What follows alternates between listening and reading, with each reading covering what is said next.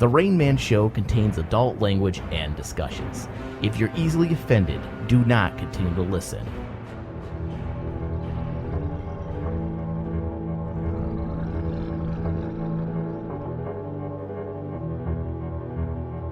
From the Cave of Wonders and recorded live in the presence of gods, where heroes are forged and the weak perish, we welcome you to the Rain Man Show.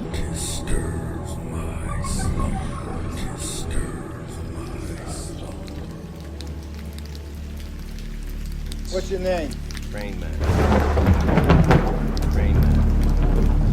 Rain Man. Rain Man. Fuck you! That's my name! Rain Man. Set up, double-crossed, and left foot dead. Fuck me? No. Fuck you. Rain Man.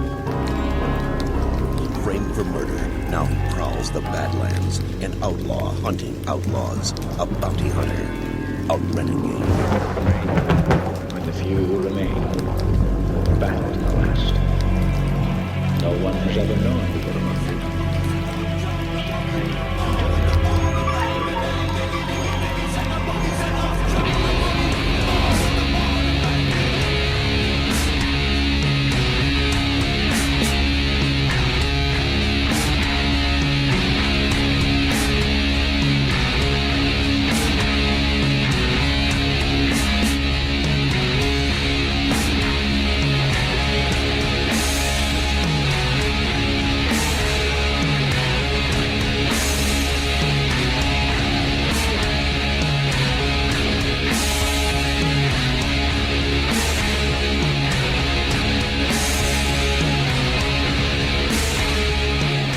All right, good afternoon, good evening, good morning in Radio Land.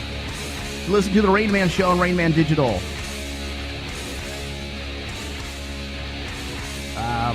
Let's see, we have today on the show, we're going to be talking to Matthew Parkhill, the showrunner of the Routh television show, starring Tandy Newton. Looking forward to that. Probably in about 15-20 minutes, let's just say 15-20 minutes. Gives us a chance to kind of unwind and get into the show a little bit, talk a little bit. We have a full studio today. I have Brian, of course, in studio. Hello. And Aisha's back from hiatus. Hello. Then we have Tony. Hey. And then Melissa's visiting. You haven't been here in a while, but... Yeah, it has been a while. Yeah. So we should have a fun show. Big show. Melissa, you're going to be doing your dating segment for us, right? You're going to kind of teach us a little bit about how to treat... the opposite sex or the same sex, if you're into that. Yeah, actually, we are going to do the same sex today. Oh, really? Bit. Yeah. Okay, that might be a little interesting. Fun. So, see, this is where Dan would come in to play pretty good because Dan was a big, he watched Rogue religiously, I remember last season. So, but Rogue's an interesting show. It's done in the vein of like the old style film noirs. It's filmed that way. A lot of strong leading ladies as well, which is what which I'm going to actually talk to Matthew about that because there was an interview that I actually read of his. They actually talked to him about his strong female characters in a time where people try to do female characters because that's what everybody wants, strong female characters, and when you expect it, what you get is character that's a stock character now. So in an interview with Matthew, he actually was talking about what he does and how he doesn't even think of the sexes when he writes. He just writes a character. And then, okay, she's a female. Okay, she's a male. So I'm like, that's kind of a smart way. It's probably going to be one of the first questions I actually ask him about. So I'm looking forward to that. Watching shows like that, it's kind of hard to enjoy, True Blood, the season finale. It's a fiasco. And I know from a writing standpoint, I know you never even got into it, Brian. For what?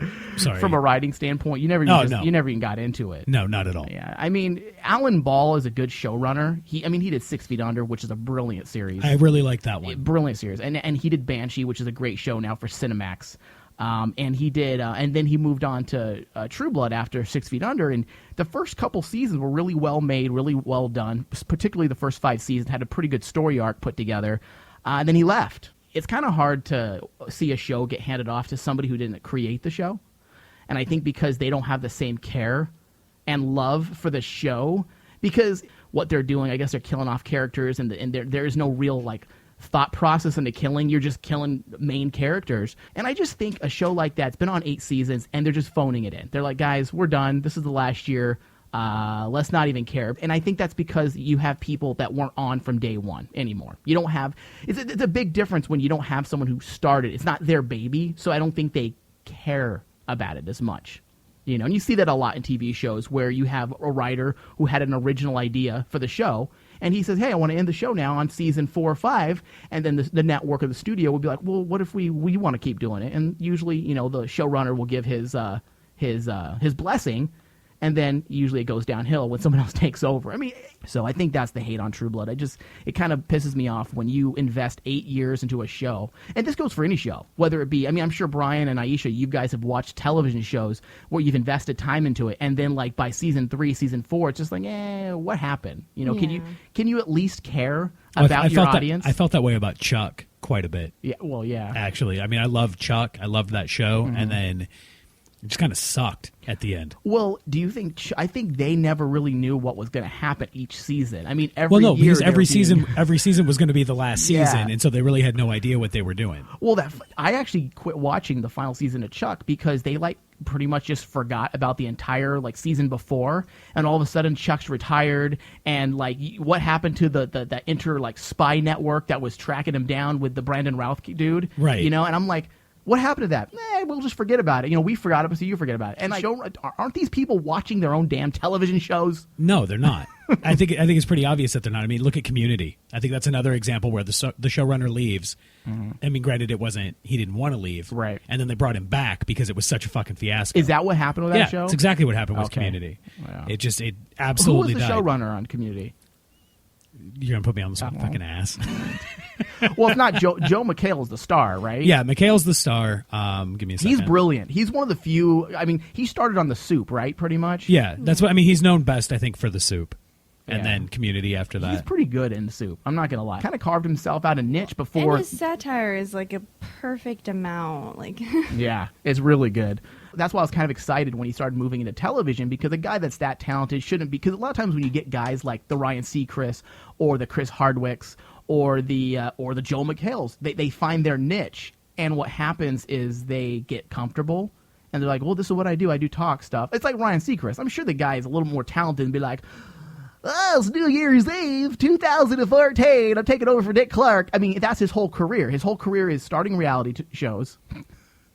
Starting reality TV shows, and he's an announcer for American Idol. And I think these people get comfortable in their positions because they make bank, they're making a paycheck. It's just like Joe McHale. He probably was a starving actor. He got the talk soup, and he's like, he could have easily said, hey, look, this is a steady fucking paycheck.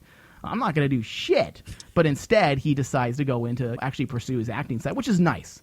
You know, it's good that you don't see people squander their talents, because nothing bothers me more than when people squander. Isn't he also in that Deliver Us from Evil movie? He is. Yeah. Joe McHale. The one that just came out? Yeah. The with Eric Bana? Or? Yeah, it's him and Eric Bana in that movie. Really? Because I want to see that, because I love Eric Bana.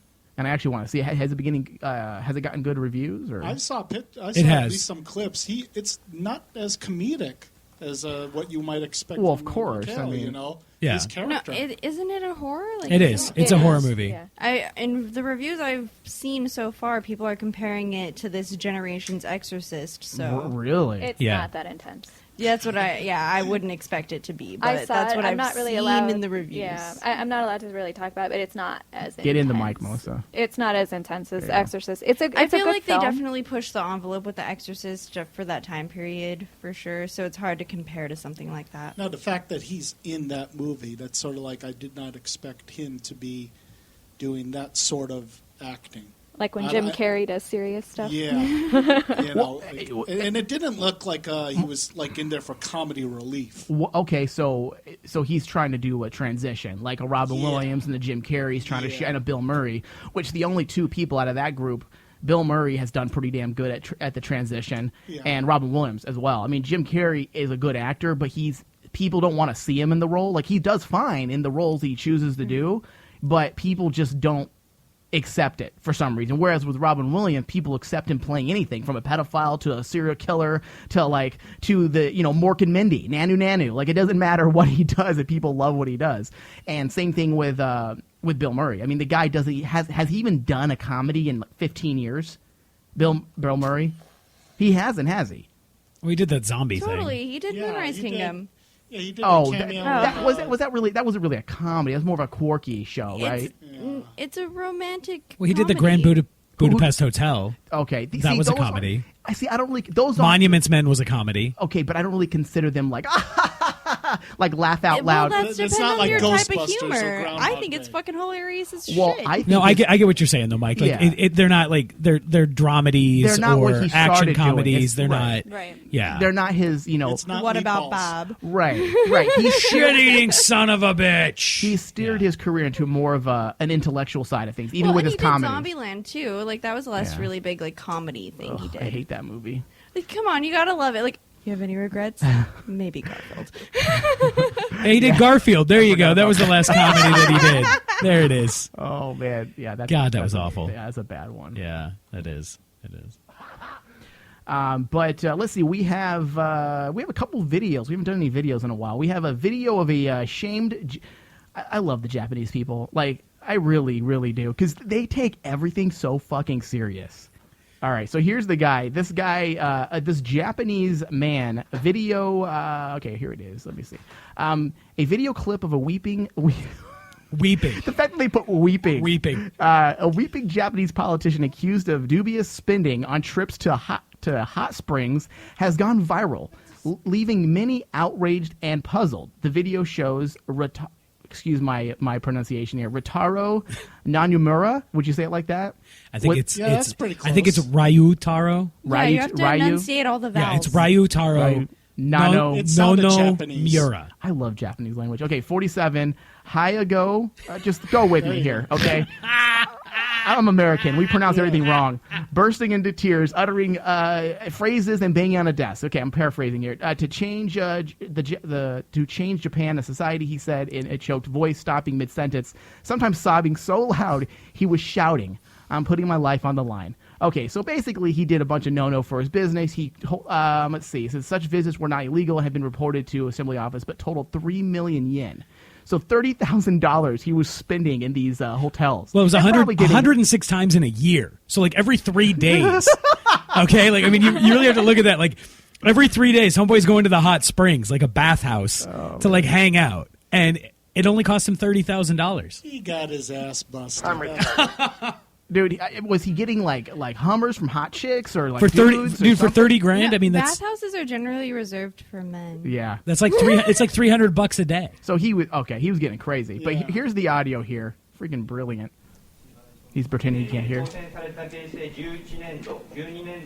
That's the judge. じゃあ俺が立候補してこの世の中をこの世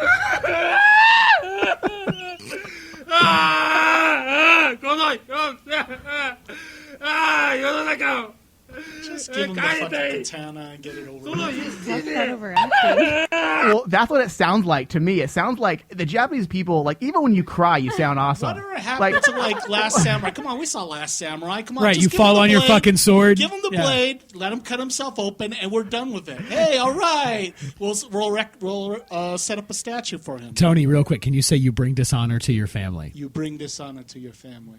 Honestly, that's what I was like half expecting. I was half expecting him to bust out with those the little swords, the one they disembowel themselves with. Yes, that would have been awesome. I would not have been surprised during this cry that he did that. No, because he didn't do that, he shamed his family.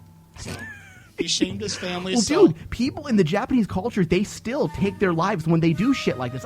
Don't be surprised if next week, next week or in 2 weeks, you're going to see that this guy like ends up committing suicide. It would be the only redemption for his whole family.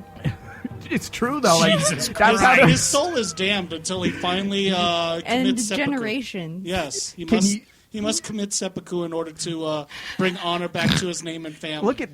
I'm glad we brought the Asian into the studio serious. today. I mean, instead of crying like a fucking bitch, whip out the sword, put it into your abdomen, get it over with, standing ovation, moving on.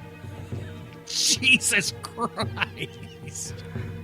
You can start with his asshole. He'd probably like it. Oh, I wouldn't do that. I just just stick it in the stomach and get it over with, and then give the grant money to the family and say, "Attaboy, we'll name a park after you." And No, just a park bench. yeah. Just a park bench. Can you imagine if American society acted like a Japanese society, Can you imagine if John McCain would have been doing that, crying like an old bitch in front of TV? Like, seriously, or John Boehner? Well, John Boehner cries. He doesn't even complain about how he can't lift his arms. If Barack would cry like a bitch on TV, I would actually recover some respect for his, Yeah. Wow. Come on. I mean, come on. That would be awesome. It would be like American Idol viewerships, It'd be called The Shame Japanese, and it's just who commits suicide first, who commits not Harry shame Carey. Japanese, shame Washington. Let's get those politicians to cry in front of TV. If we acted like the Japanese culture, dude, we would have suicides probably every 30 seconds in Washington, D.C. And that would solve the overpopulation. Every time they use our money to get blowies from prostitutes, every time they do it to look at kiddie porn, every time they do it to bribe Congress, guess what? Commit suicide afterwards. And fewer problems, fewer numbers. Do you think Obama would have killed himself already? Oh. No, absolutely not. No. He's done nothing wrong. Yeah. I mean, Sarah Palin called for his impeachment. Oh, look at she's crazy. I heard that he's going to be cast in the next Ninja Scroll. This guy.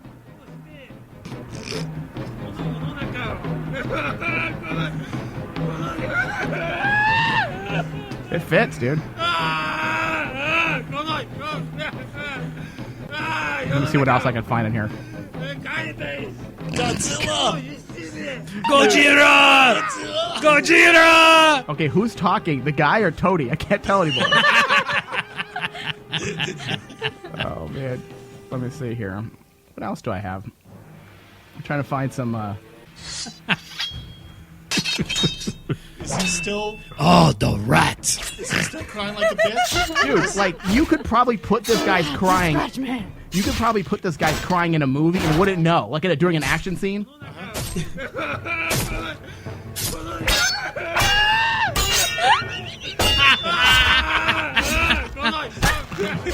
Now it just sounds like a gay porn. Oh.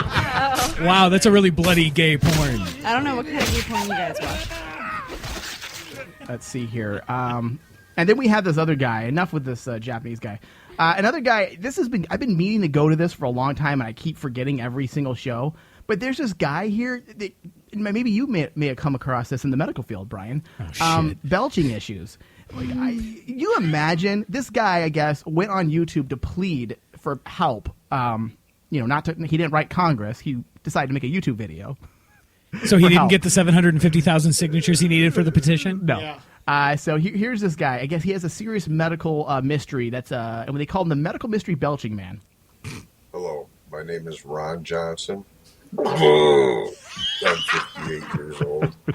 I live in Venice, Florida, and today's date is May 19th, 2014. I'm making this video today because I need help. Oh, it's gross because he does this after you burp. He goes. So I think shit's coming up too, man. He's probably having a second lunch, a second breakfast. Back in 2008. Yeah, every time he burps, he does this afterwards. Yeah, Okay, no, never I'm mind watching about it what I right said now. earlier. Give this guy the knife. Yeah, talk about shaming his family. Holy shit. Oh, shit, God, you know, that's like, where's he brutal. located? Does I'll he bring- talk this much when he eats? Because I'll I think I bring the figured out his katana to problem. him. Probably is, huh? Takes in too much air. Poor bastard. I lost my job and my health care coverage. Hadn't been able to get a job. And in 2012. So I had to go to the Sarasota County Health Department. And they were baffled. Nobody had ever heard of anything like this.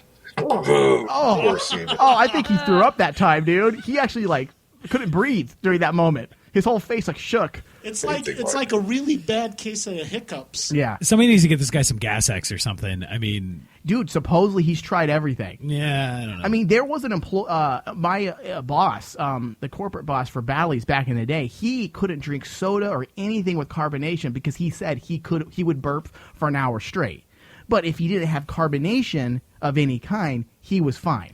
Well, yeah, but I mean, look at this guy. It's obvious he's just fucking pounding down the Coors Light, bro. You think? You really think that's what it is? I mean, supposedly he's gone to doctors and they can't figure out what it is. Well, I don't know, man. I mean, he doesn't look like the kind of guy that can cut soda out of his life.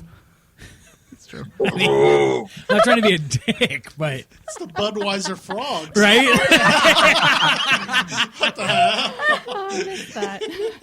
Oh, this poor guy with his natty ice. I mean, Jesus. Give him a job, Bud. Wise. Here, hold on. Let me see if I can find the Bud Frogs and compare. We'll try to put them together. No, but in all seriousness, I mean, it just sounds like this guy's got this serious case of hiccups gone bad. Back in January.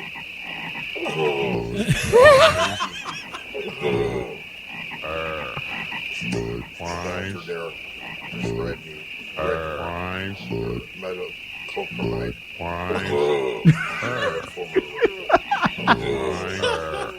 That works.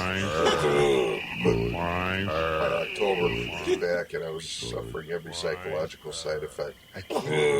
Oh, dude, this guy is literally puking in his mouth. Yeah, no, it looks like it. Like, dude. he is throwing up. Well, he's doing the whole, like, he's tasting it afterwards. Dude, this is like a belch mixed with acid reflux mixed with I feel fucking like hiccups. He's blowing an ulcer, like creating a Right? blowhole in his stomach. Right? Like, oh, God, this And poor burps bastard. are nasty. So, they're just as bad as shitting yourself sometimes, or farting, I should say. Because, dude, burps stink. Oh, yeah, for sure. So what if he's, like, actually has the stinky ones, too? So his whole entire house just smells like freaking old food that he ate last week. So he's been doing this, like, continuously? Yes, nonstop? dude. And no one can help him. Jeez. Is that insane? I mean, one thing, how is he even, like, holding in food to begin with? Yeah. I mean, Who knows? Maybe we should call him. So stupid. Have an interview with the burp man. Yeah, that'd be funny. Next show, guys, interview with the belching man. Yeah, that introduce would him go to the over great. Japanese guy. They can have a cry off belch off. Yeah. Oh, man. Anyways, on that note, we do need to go to a quick break. We'll be right back with Matthew Parkhill, a showrunner of the Routh television show. Don't go nowhere. The Rain Man will be right back.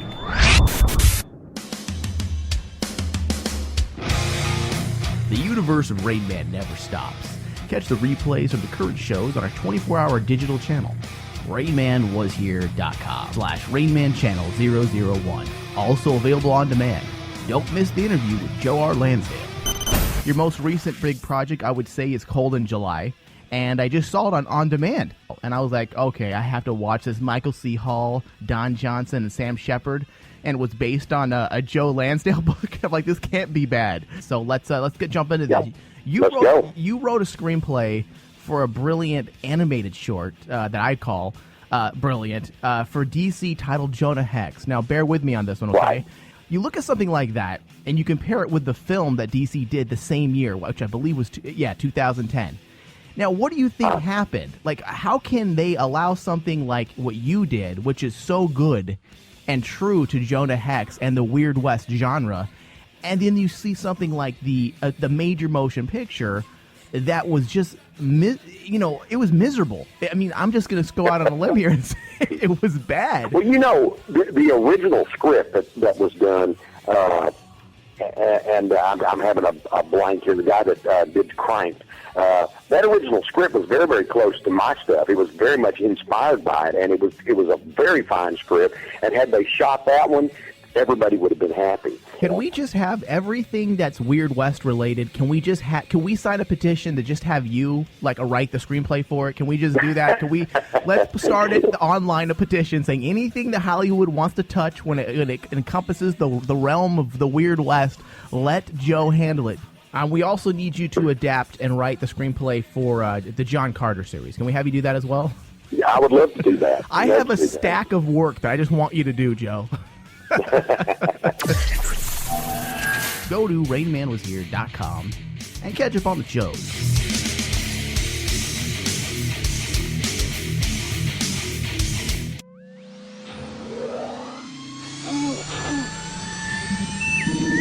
This is Star Wars from the Bacta Tank exclusive. Carrie Fisher's daughter, Billie Lourd, has been cast in Disney's eagerly anticipated Star Wars Episode 7.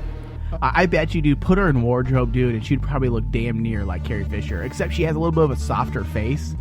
So she does. She has a very younger looking face, especially in the pictures that Princess Leia before the rebellion. Well, do you know how old she is? Do we know how old she is? Like, Billy Lord? Yeah, because it says in here that she's 21. Okay, well then play ball, David. Play ball. Well, because she looked really young in some of the photos, and I was kind of like, I don't want to say she's cute because she looks really young. But if she's 21, game on. Game on. And that should make everyone happy. Yeah, give me an interrogator droid right away, please. Whip out that Princess Leia slave outfit. What if JJ did that? Dude, how creepy would that be, though, in front of him? Let's go to do a dress rehearsal, Lord. What's her name? Billy Lord. Billy Lord. Let's go to do a dress rehearsal. Like, Carrie Fisher is right there, like, watching. He's like, never mind me, Carrie. Never mind what I'm doing over here, Carrie Fisher. I'm just filling up your daughter. Yes. Can we get a stand-in for Jabba to stand over her, please? Carrie, come here. And over to FromTheBackToTank.com for more details. And get ready for an excitingly good time. Also, if you've missed our last show, you can also find us on your Stitcher app. Search Back to Tank. Add us to your favorites. Thank you, and we will see you very soon. You're listening to The Rain Man Show on Rain Man Digital.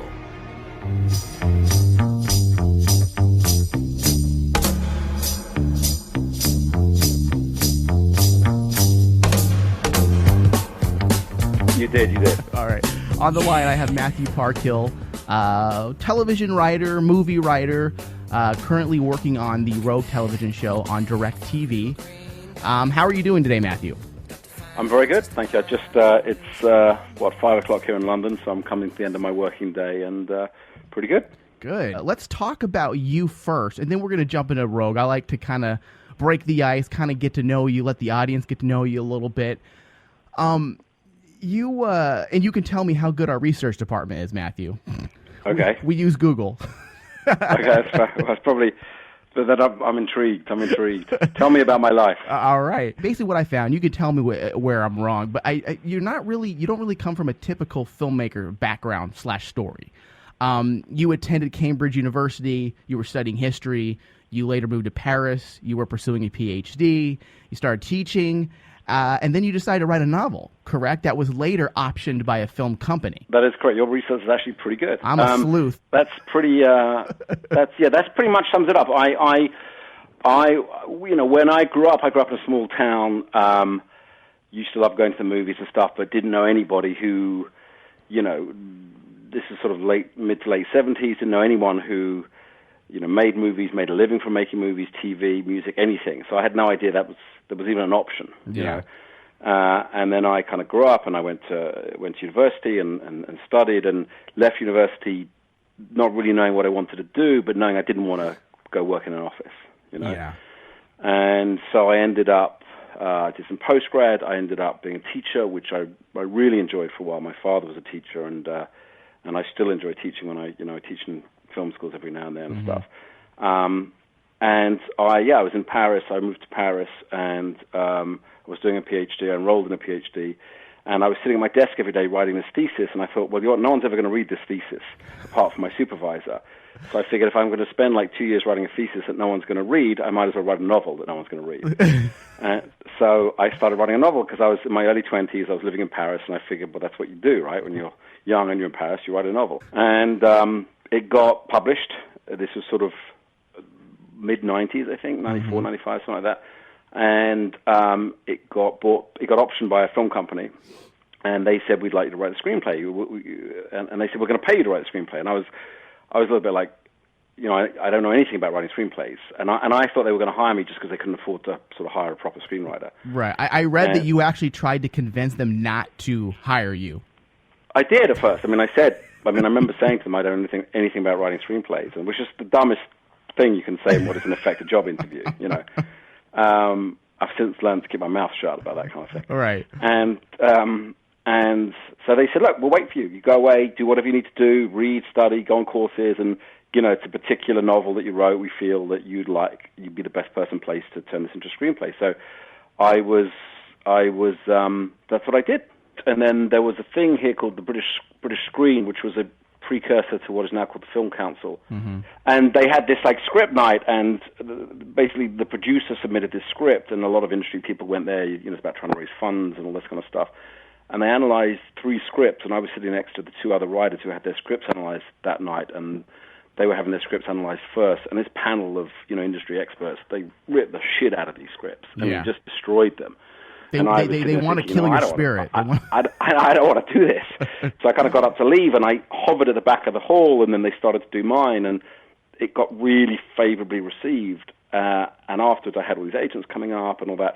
And I just thought to myself, you know what? I really enjoyed doing this, and if I could do this for a living, then that's it. That's all I want to do. Mm-hmm. And that was kind of my path into it. So it was a slightly unorthodox path, but it's whatever works, I guess. Yeah. Now, did you find it hard coming from the fact that you were writing novels to make the conversion over screenwriting? Since it's such a different format, and a lot of people don't realize that writing a screenplay is much different than writing a novel. There's a little more rules to writing a screenplay. Yeah. No, I think. Firstly, I would say I only ever wrote one novel, so and then I gave it up because it was too much like hard work, I think. No, it's very solitary. In all seriousness, it's strangely much more solitary business, I think, writing novels and writing screenplays. Screenplays is, by definition, far more collaborative. You have, people involved, whether they're producers or actors or directors or executives or whatever. And I like that. I like my solitude, and I like what I'm writing, but I also like being on set. I'm also a director and also love directing. Mm-hmm. And so I think in answer to your question, it's I think the craft of screen, I think it's a craft. There is obviously a craft of novel writing as well, right. But there's far more sort of free. I think novel writing is generally a far more free-flowing form.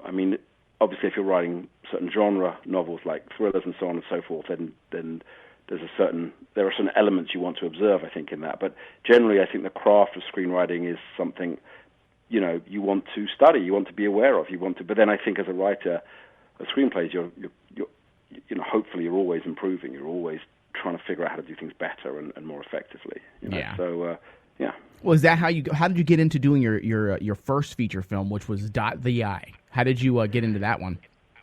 Dot the Eye was, I had done, by that stage I'd written quite a few scripts and had a few script commissions, and I was a working writer in London, and I had started to direct some short films, and I'd started to direct some commercials. And I wanted to make a feature. I wanted to direct a feature, but partly because I'd never been to film school, and I didn't have that kind of, I suppose, network of filmmakers. Often, if you go to film school, one of the great things it can bring you is a network of like-minded people that you can kind of work with. And, right. And I didn't have that at all. So I knew that the only chance I was going to get someone coming and giving me a script to direct was if I wrote it myself. Mm-hmm. So I wrote a script with very much me in mind to direct, kept it to a certain budget. There's no point me writing a sort of $120 million, thing about Alexander the Great if I'm trying to write it for myself to direct as a first-time director. Right. And then there were a bunch of companies who were interested, and I said I want to direct this on myself. And then a bunch of companies were no longer interested, and there was a couple of companies that carried on being interested, and I went with one of those companies, and thanks to the hard work of the producers, they got the money together. In fact, it was Summit Entertainment who financed the movie. I think it was one of the first movies they ever financed, and that's how I did it. I just realized I had to write something for myself to direct, and I think that's still a path that's worth that can work. And this was, I should say, this was sort of before the explosion in sort of digital cameras, and it was harder then. I think much tougher. Yes. Yeah, because you got to pay for you didn't have the technology where you could. It was starting to come in, but it was very early days. You didn't really have the technology. You could just go out and make a movie yourself. Right. Things have changed drastically in the last decade. Yeah. Absolutely. Well, you worked with you had the opportunity to work with Tom Hardy on that movie. Now, obviously, we all know who Tom Hardy is now at this point. Yeah. At that time, he wasn't really relative known. Now, working with a guy like that, do you look at him and say, do you see something in him saying, yeah, this guy's going to be big one day? Or was it just like, Tom Hardy, he's a good actor, but you don't really think much more into it? No, I always thought, look, he's a terrific actor, and he was always you know, you never know who's going to make it and who's going to make it big. All you can ever say is, you know, whether an actor has that one thing that, you know, makes them stand out. Spark, you know, he always had that. And I think, you know, I mean, in fact, funnily enough, in our movie, he played a comedic role, and he's got a real, you know, he's got a real feel for comedy. You know, and there were some amazing actors in that. And there was Tom, there's an actor called Gael Garcia Bernal. There was another actor called Charlie Cox, who it wasn't Tom's first role. Tom had you know, a bunch of roles and had exposure, but this was Charlie Cox's first role ever. I think it was like 17 or something. Yeah, just come out of school, and he's had a really interesting career. He was in a Matthew Vaughn movie with Robert De Niro called Stardust a few years ago, and then he was in Boardwalk Empire, and now he's just been cast as that's right. He's the Daredevil, you know, in the new Netflix show. I didn't even think of it. Charlie Cox. That's right. Yeah. I didn't even notice that he was in that. You know, and I saw him literally the last time I was coming back from LA. It was middle of the night, and I was standing waiting to use the toilet, and I hear Matthew, and it was Charlie, sort of, you know. And it was you know, we stayed in touch. I hadn't seen him for a couple of years. It was great to see him, and he was on his way back from the screen test for Daredevil. And he got it, and I'm super pleased with him. And so it's lovely when you work with people. You know, James Darcy was another guy I worked with in that movie who's gone on to do some really fascinating work, interesting work. And you know, it's lovely when you work with people who then over the years go on and do amazing work. Oh, of course. I mean, it's great. I mean, you've had the opportunity to work with some already great people early in their careers as well. Yeah, nice. Yeah. I mean, that movie. I mean, there was a funny. I always remember when we were casting that movie, and it was. We were in this flat belonging to this producer, and I think in one morning coming in to read for the role, if my memory serves, Gael came in, Tom came in. Orlando Bloom came in, and Jonathan Rhys Meyers came in. And like, imagine that these days, like all within the space of like 2 hours. These guys who, you know, they were all on their way up, and they'd all, you know, and it was just an amazing. I look back at that moment, and I'm like, wow, that was pretty amazing. Yeah, you know? That's intense, man. I mean, it's funny to see how. But it was good. It was I learned. That's the thing is, I think, you know, you do your work. You know, you want to keep working. You want to, you know, you hope you have a hit. You hope you have success. But you can never count on those things. And I think the important thing is, you know, this is a tough business, and you want to keep working. You want to be open to what you're doing, open to learning lessons. And you know, I look back at the whole experience, and the things I loved about that experience, and things I'm very proud of. There were things that I feel as a director I learned from, and I tried to take forward to the next project, and then the next project. And I think that's just the way. Hopefully, you keep going and keep growing. You know. Yeah, and then you did another film, which we'll talk briefly, and then we'll come into the current time. You did one with Stephen Moyer, I believe that's how you say his last name, Vampire Bill from True Blood, The Caller. That's right, yeah, who's a Brit, a Brit actually, and that was a great experience. That was a movie I'm very proud of, and it was a movie called The Caller, and we shot that I think we had shot it in 21 days, for like $2 million, and we shot it down in Puerto Rico. And it had Stephen Moyer from Vampire Bill, and Rochelle Lefebvre, who I think is. I mean, I think Moyer's a terrific actress. Rochelle Lefebvre, who was, I think, just an amazing actress, and she's now in Under the Dome and doing incredibly well. Mm-hmm. And she is pretty much, I think, in every scene of that movie. I think you have the Midas touch, Matthew. I'm not going to lie here, man. It seems like everyone you've worked with, like, continues their career and excels. Well, I'll have to quote you on that to future actors. I'm trying to cast. I'm serious, I'm trying to get man. projects off the ground. Someone's got to blow the trumpet for you, man. Like, I was just looking at this and doing the research, and every single person, you got them early, and they keep going and going and going. Well, Moyer he'd already been in True Blood for a long time, I think, by that time. Rochelle, but it was just a great experience. It was, you know, we had this terrific English producers and this great Puerto Rican producers. We were down in Puerto Rico in the run-up to Christmas. It was super intense. And it was this terrific little script, and funnily enough, written by a Scottish writer. I mean, this shows you the weirdness of the film industry. It was originally set in Glasgow, I think, and then he couldn't get it off the ground, so they changed it to New York. Mm-hmm. I came on board. They sent it to me, said, "We'd be interested in you directing this. Would you like to take a look at it?" And I said, "Yeah, I love the script." And they said, "But we may have some money out of Puerto Rico. Can you go down to Puerto Rico and see if you can make it look like New York?" So they flew me down to Puerto Rico, and I arrived in Puerto Rico, and within sort of half an hour, in fact, even coming into land, I was like, you know what, this place is amazing. Why would you make it look like New York? Why don't you set it in Puerto Rico? Yeah. And that's how we ended up setting it in Puerto Rico. And that was, you know, as I said, coming back to Rochelle in that, she's in I think pretty much every scene of that, and I think she does just the most amazing job. We had Louise Guzman in that as well, who was amazing to work with. Lorna Raver. So that was a terrific experience, and for me it was a particularly intense one that I remember well because my daughter had just been born and she was back in London, and I felt particularly bad about sort of leaving her to go make this movie, but in this. I felt it was the right thing to do, and so I have particular special memories of shooting that movie. Yeah. Well, this brings us to the present time with Rogue. Did you ever think that you would be doing television? Because at this point, you've spent almost 10 years already doing movies, and kind of working with. Well, how did they approach you? Were you shopping around the script Rogue for television, and how did it all play out? No, what happened with Rogue was, I'd done TV work as well. I'd sort of gone, especially sort of in London. It's different these days, but you move. But a lot of people move between film and television. Right. Especially more so nowadays. Certainly more so nowadays. And so I'd done some TV stuff. I'd done some stuff for the BBC. I'd done these little low budget kind of 1 hour films that I wrote and directed, and I just really enjoyed doing them. They were completely under the radar, super low budget, but I really enjoyed the freedom that brought. And Rogue originally started, one of the starting places for Rogue was when I saw the pilot of The Shield many, many years ago, and I thought, God, I love that show. And I thought it was an amazing pilot.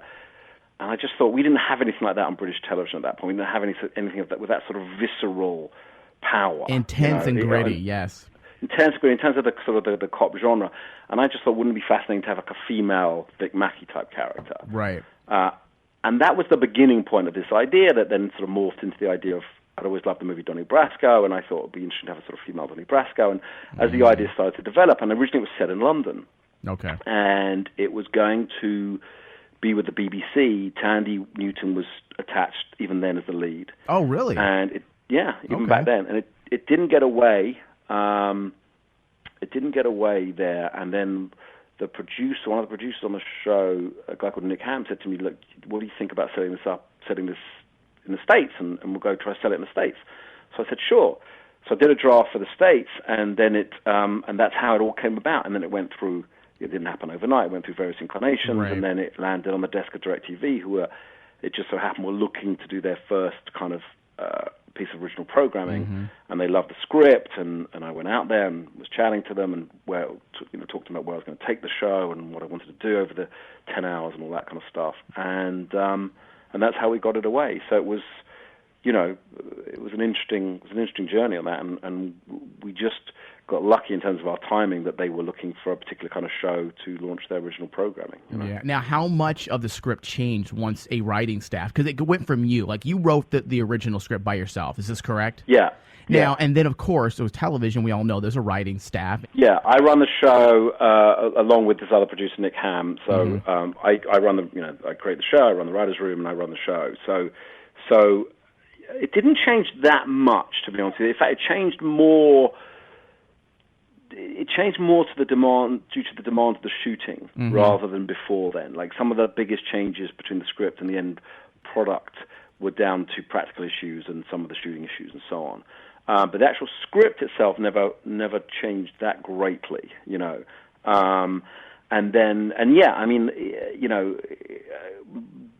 that was my first experience of a writer's room, to be honest. Yeah. It's very strange because, obviously I know how hard people work to get into a writer's room, then work their way up a writer's room in America, and I was in this incredibly fortunate position where I came along and I was running a writer's room, and I completely adore the writers' room. I think we don't have it over here in the UK. Oh, really? And I think we don't have the same system at all. And I think it's I love writers' rooms, and I've been a fan. I've long been a fan of American television, particularly American cable television, ever since I saw The Sopranos. Going back 13, 14 years now. So right from The Sopranos to 6 Feet Under through to the Shield and The Wire, and all these shows that I just have just adored and lapped up and still continue to do so. So I was sort of schooled in American drama, I suppose, in American television drama. Right. So it's very satisfying for me that that's the place I'm working at the moment, because it's something I particularly love and have been inspired by. Well, you're naming some of the greats of television shows, and man, I'm being honest here. Like this one, it goes under the radar because it's probably a limited audience, but as it gets out there and it goes to DVD, people are going to see it. And I think, and you're right up there, man. Your show is gritty. It's not just great writing. I mean, the cinematography is absolutely gorgeous. The mood, everything's set. And I think anyone that knows film knows the mood and style that was created for the show is it's inspired, in my opinion, heavily from the classic film noir. You guys have that look. Was that something that is being written within the original script? Is this mood, or is this something that developed within the writing staff? It was something. It was, well, firstly, thank you for your kind words and support, and I think and hope that it is something that will get out there, and these days with Netflix and Amazon Prime and all this kind of thing, things I think over time as well find a bigger and bigger audience, and that's a really fascinating part of, I think, working in television as well, which is great. And there's a lot about it. I'm excited. I'm very, very critical of my own work, more critical than anyone will ever be. And there's things I always look at and go, I wish I'd done that, and I wish I'd done that. But, I'm very proud of the show, and particularly as we move forward, obviously there's amazing stuff in season 1. What I tried to do with season 2 was take it into a different place and introduce new characters and just keep refreshing the story and so on. In terms of the tone, I mean, that was something that very much, we developed. You have your ideas for the tone as you're writing it, and then different people come on board and they make their contributions. So, for example, our DP, our cinematographer, is a man called Kieran McGuigan, who's terrific cinematographer. I mean, just terrific. And he came on board and brought certain ideas, and we talked about what we want for the show and what we think for the show. And I mean, it all comes out of the material. Ultimately, it all comes out of, like, he would say, well, it made me think of this, and it made me feel this, and then we had our pilot director Brian Kirk, who came on board in season 1, and he brings his ideas, and that's the joy of it. Ultimately, it's like I think what it's fundamentally about is if you set a tone and a vision and certain parameters, then the hope is within those parameters, the people you bring on board, whether it's writers, DP, costume, actors, are all furthering that same vision, and then hopefully you're unleashing these people to do good work, and then it just hopefully grows and grows and grows from there. But I think one of the key things I've learned, and the project I'm doing right now at the moment is it's about that. It's about tone. It's it's about many other things. It's about story and structure and character and so on and so forth. But everyone's got to be on the same page about tone. Right, of course. And this is what we're making. But and you'd be surprised how many times that doesn't happen, because no full of people, but people come with different ideas and there's no one voice saying, okay, but hang on, this is the tone we're making here, guys. So let's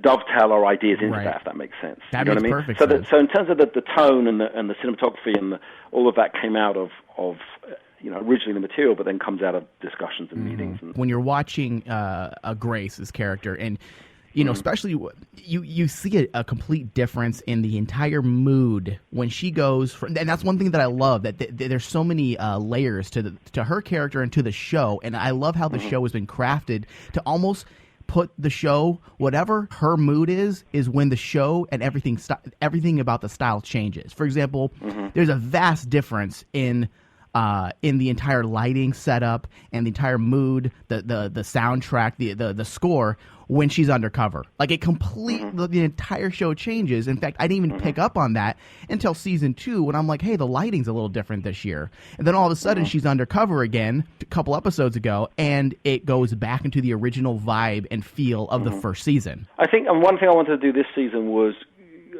season 1 was a tough season for Grace's character for many, many ways. Partly partly because her character, to a certain extent, is defined by grief in season 1. Right, and where do you go from there? That's I can see that might be a dilemma for season 2.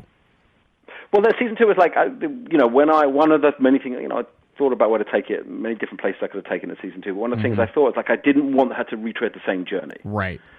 I didn't want season 2 to be defined by grief, and so that was part of the thinking in moving it on in terms of its time frame, but also in terms of when I thought about her undercover character was to try and come up with an undercover character that would give her the chance to explore different sides of Grace. You know what I mean? To let her play a little bit. Because that partly is from Tandy, because she's a terrific actress and she's got a wicked sense of humor. Yeah. And the She's natural great. Candy has that, and obviously that's something we couldn't really explore in season 1 because of the nature of what had happened to her. She can't go around laughing, ha ha ha, I've just lost my son. Right. So you see, that would be an entirely different show. But season 2, I wanted to try and give her an undercover character. So bringing in this undercover character, Nina, who's like this, this thief, this con artist, this grifter, and within that, finding a place for her where she could use her sass, she could use her humor, she could use her. So that was very much, and also, the lighting. I think one of the things I wanted to do, and we talked about a lot, we wanted to do as a creative team this year was I suppose make it more grounded and more real, particularly in when she's not undercover, and hence the decision to, last year Tanny wore a wig the whole time. Right. Season 2, it's her natural hair.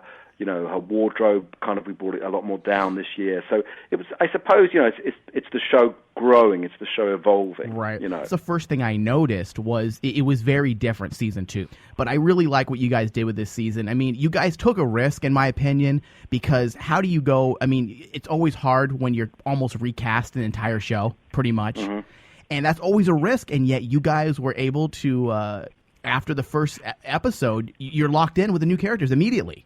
Well, it was a risk, and I'm pleased to hear someone, you say that as someone who's watched watched season 1, and it was a risk, something I was very aware of. And when in the hiatus between seasons 1 and 2, I had various story arcs and story plans for season 2, and one thing the more I delved into it, the more I, started thinking.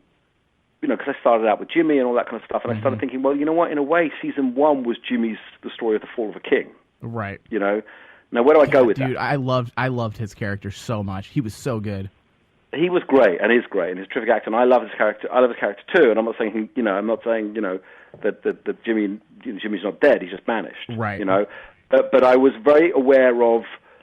I didn't want to retell the same story. Right. You know what I mean? I didn't want to say he comes back and then it's Jimmy's rise again. Yeah. And so there were, and also I've made the mistake of killing off so many characters, which is something I should learn not to do.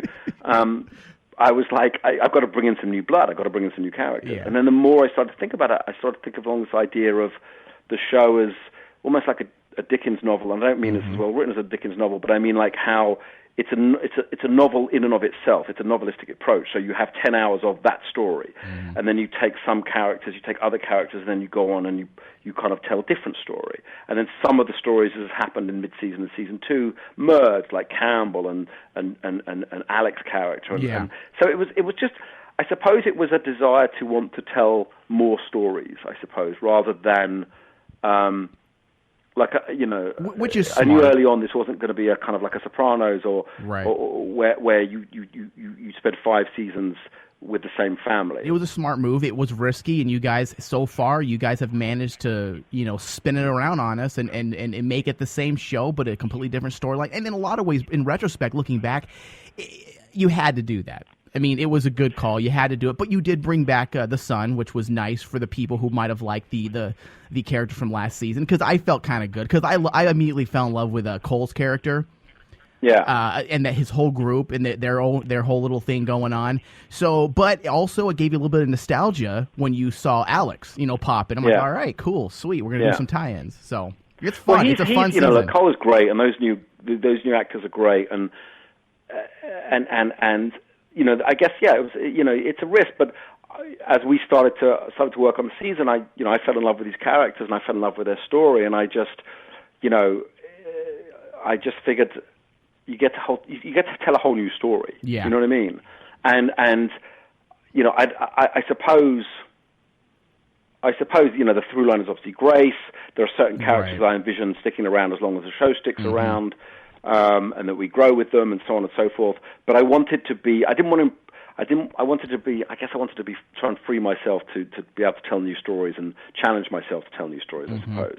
And it was a risk, but I fell in love with those characters, and I think Cole does an amazing job. Brendan Fletcher, who's Spud, does an amazing job. Yes. Alec, Alec Newman, who plays Ray, who's actually another Brit. He's, so I kind of, and the mother, bringing the mother in was an attempt to let the audience. Oh, I want to smack her around, man. Oh man! But it was like, it was very much a thing of like, you want to understand Grace, meet the mother. You know what I mean? That's good acting, though. When you loathe a character, because I just do not like her mother, but I'm like, you know what? That woman's a great actress, though. To give me the feelings that I just want to smack her around. Yeah, hopefully as her story unfolds, what happens in the latter part of the season is you start to learn stuff about her, and I think you see her in a whole different light. Yeah, I figured it would go someplace. She's lonely. I mean, she's a broken, lonely character. Yeah. And that's why she behaves that way. She is, by the way, ironically, an awful lot of fun for Evie. Oh, really? I mean, Evie loves having her around. I mean, who wouldn't? Smoking, drinking, letting her go to bars, stay out at night. I mean, who wouldn't love a grandma like that? That's true. Now, switching topics briefly here. In recent years, we've seen we've heard a lot of public outcry for stronger female characters in television, film. And I think we've received what the people want, but I think what we get a lot of stock female characters now that don't have because we're so anxious to get these female leads out there. People don't know how to write females. They're not writing them correctly. They all have the same eye problems. They all have a chip on their shoulder, and they're basically men with vaginas. And I think one thing you've done so well with Grace is you made her a person. You didn't focus on the fact that, she's a strong female. You just wrote a damn good character. Now, I heard in an interview that you don't even think, and tell me if this is wrong, that you don't even actually think about the characters as male or female, that you just write. Is there any truth to that? I think there's a certain truth to that. I think since I've become a father to a daughter, strangely, I've become better at writing female characters in a strange kind of way, which is weird because she's only 4, so it's not like she's having the kind of problems that Grace is having yet, and I hope she never does. Let's hope not, yes. Yeah, honey, stay out of jail. But I think, I suppose what I try and do is like, I know, female characters have different perspectives, different takes on things than male characters, but I'm looking for those elements within a story, within a character that I can feel for, that I can, I suppose, relate to. Right. The reason why I ask is your show's filled with strong women, very strong women. Well, it is, and particularly this season, actually. I was thinking about that a lot recently, because someone was telling me, in fact, my partner, who's an actress, was telling me this, and I can't remember the name of the test, and I'll kick myself, but there's a test, I think it's named after an actor or a writer, about female characters. Right, I know what you're show talking whether about. And it's like, if they're in a scene and they're talking to another female character and they're not talking about their male boss, or they're not talking about their boyfriend or husband, right? They're not talking about another man, then they pass this sort of test or whatever. Yes. And I was thinking about that, and our characters do, because you've got Evie, you've got Grace's mum, you've got Grace, you've got the Lenny, played by the great Andrea Routh. You've got Alexa Palladino's character, who's amazing as well in the first few episodes. And actually, thinking about it, you've got these very strong female characters. And it wasn't an agenda thing at all. Yeah. For me, it wasn't. You could tell. You could tell it's not an agenda. You could tell that you just write very well, and you write the women very strong. Because that was my point. Like, because there's the agenda, you feel like people are just almost doing lip service now, and they're not really giving the female characters justice. You as well. You can tell it's not an agenda. You're just writing a damn good story that happens to just focus on women. Well, I suppose that's the answer. It's like I'm approaching it just from a character and a story point of view, rather than going, well, I'm going to have this female character, this character is female, and I'm going to say certain things because she's female. Right. And obviously, if you look at, I particularly love, I know a lot of people don't like Grace's mum. I love her. Call me a sucker for punishment, but she's such a mess. What's not to totally love, But I love those scenes, those scenes back in her apartment this year between Grace, her mum, and her daughter. Oh, they're brilliant. It's very real to life. They're great, and she's a find as well. By the way, that the girl who plays Evie, Sarah, is because she's kind of growing up with the show. Because when we cast her last year, she was 13 or 14, or whatever. Now I think she's 16, 17, something like that. So, and her storyline kind of reflects that how she's growing and all that stuff. But yeah, no, I love. The thing I'm doing right now is which I'm writing right now is kind of a big international sort of espionage thriller, and again, there's these very strong female characters in that, because partly because I'm in a female household, right? And partly because I'm like, I don't know, since having a daughter, I've become a feminist. I see seriously, I see the injustices that women suffer all the time. Mm-hmm. And I don't want that to be the case for my daughter growing up. So I suppose the one thing I can influence and can evolve is putting out strong female characters on TV and movies, so that you're not in a situation where female actresses are always like the girlfriend and the boyfriend, and the roles are great, and whether in their 20s and they dry up. Right. So that's something I can do something about, and I suppose I do. It's not even a conscious thing. I'm just thinking about it as I talk to you, which is kind of interesting. Yeah. Well, you never really know sometimes. It's like there's definitely a move for it. I mean, another show that I watch that does women pretty good, just like you do, is the American Horror Story. I don't know if you ever checked that out. But the way that show, you guys are changing up the rules, which is good. Like you just mentioned, the age range, and there's a woman can't get a job in Hollywood. It's slowly changing to where, I mean, Tandy is, how old is she? In her 40s? Yeah, early 40s. I mean, if this was, 15, 20 years ago, it was much harder for women to get continued roles after the age of 30. It's like you need the hot bombshell who, with perky boobs and a great ass constantly until, and then once that happens, that goes away, then, hey, guess what? We don't have a role for you no more. Now you see things kind of focusing more on the talent side of things. And if you're a talented actress, and don't get me wrong, Tandy is completely gorgeous. I mean, yeah. So, I mean, not saying that she's old or anything, but it's no, but I know what you mean. It definitely has changed, and I mean, it's funny this year how it's become, because last year there was a lot of testosterone flying around last year. Right. You think about it, and maybe subconsciously this year I was just trying to right that balance a little bit. Yeah, totally. I really like what you're doing with the season so far. I'm glad, man, because it was a risk, and I always knew we'd piss off certain fans, and obviously I don't want to do that because they're fans of the show, but my hope was that once they kind of get over being pissed off, they go, actually, I really kind of like this character, I really kind of like this story, and I really kind of like this new dynamic, and that you just get hooked in because of that. Yeah. You could never satisfy fans. I just never read message boards, period, Matthew.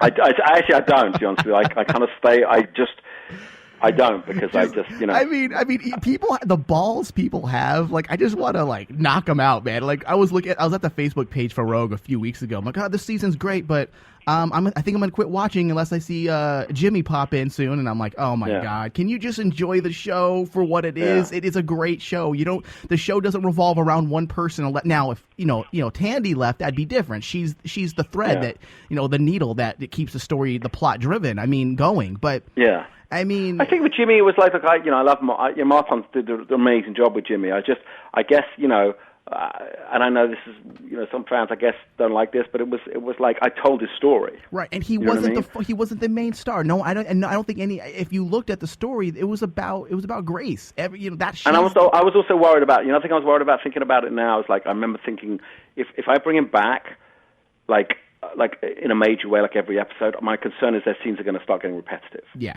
You know what I mean? Because in part because they ran the entire gamut of emotions in a way in the season one, and you're like, so I feel bad for those fans who were like, dude, you didn't bring back some of our favorite characters, but my hope is that there are other characters they can grow to love and all that, And like I said, you guys locked me in the very first episode, especially. I mean, you know how to end a show, man. The last 2 minutes of every episode, you're like, God damn it. I love that. Listen, I love one of my favorite endings this season was I can't remember what episode it is, but it's when Spud, it's aired, I think it's aired. I'm going to do a spoiler here. So it's when Spud goes to the bar. Can I do a spoiler here? Yeah, go for it. Or am I going to? Yeah, so it's when Spud, I can't remember what episode it is. It's like 5, I think it is, and I think that aired last week. Because I'm in the UK, so I don't get to watch the show, which is a great irony. Oh. And when he goes to this gay bar. Yes. And I remember handing that into the network, and I remember one of the people at the network going, hang on a minute, I don't understand, is Spud gay? And then I was just like, just read on, you know what I mean? Just carry on reading on, and then of course he gets to the bit where he takes this guy home and blows his head off.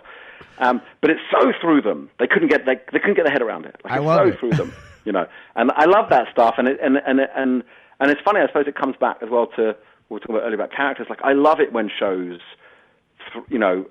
throw up something in the air. I love it when they take a different. I mean, I always remember watching Boardwalk when they killed what's his name, Michael Pitt's character at the end of season 2. Oh yeah. I know. I love when they do that shit. I mean, because they always say as a writer, you want to kill the characters the audience love most, or the characters you don't want to let go are the ones you want to kill, which is a perverse way of looking at it. But it's kind of like, you kill those. Like when we killed Mitch, like I didn't want to kill Mitch. Yeah. I didn't want to kill Mitch, but it in a strange kind of way that they make far more impact. When you have those kind of storylines with characters you really, really care about. Than if someone dies you don't really care about, then it doesn't have that same kind of impact. It's drama. It's the very heart of writing. You got to have some dramatic elements, and the best way to do that is to kill people. Yeah, sometimes. And you got some great episodes to store, because I think like some of my favorite episodes in season 2 are like 7, 8, 9. I think they're probably my favorite episodes. I mean, it's the way the show goes this year, because it kind of. I mean, where are you now? You've just watched episode 5. Right? The last thing I saw was Spud going into the bar. The new episode airs tonight here. Okay, it's not okay. So kind of the architecture, the structure of season 2 is it kind of starts out, 2 and 3 are probably the most I can't remember the word I was going to use. Procedural. That's the word. They're the most procedural of the episodes, and it's kind of like about finding Sarah, and then the story kind of grows, and it's like a river, and it moves in a different direction, and then what starts to happen in the next part of the season, which I love, you start to go more into the boys' storylines and these brothers, and so it just turns and twists, and this season, and as I say, it's like, I think when you're watching like 7, 8, 9, you're thinking, how that's, it's not the show you expected to get when you're watching episodes 2, 3. I think when you're watching episodes 2, 3, you're thinking this is a show about finding Sarah, and to a certain extent it is, and it always is, and finding out who killed her and all that kind of stuff. But what I love about it is when you get to delve into characters more, and you get to delve in other surprising directions more, and that's the fun of it for me. Yeah, there's many layers to this story. Even in season 2, I mean, you didn't really expect, I don't want to ruin it for people who I want to go see season 1, but I mean, you didn't expect for Grace and Jimmy to end up working together. And that's what writing and good writing's about. You throw the curveball. You don't want to try to throw too many curveballs to where it looks like you're putting all this effort into throwing people off. But when you do it as casual and very careful, like you guys do, you spin us in the wrong directions on purpose, in the right way.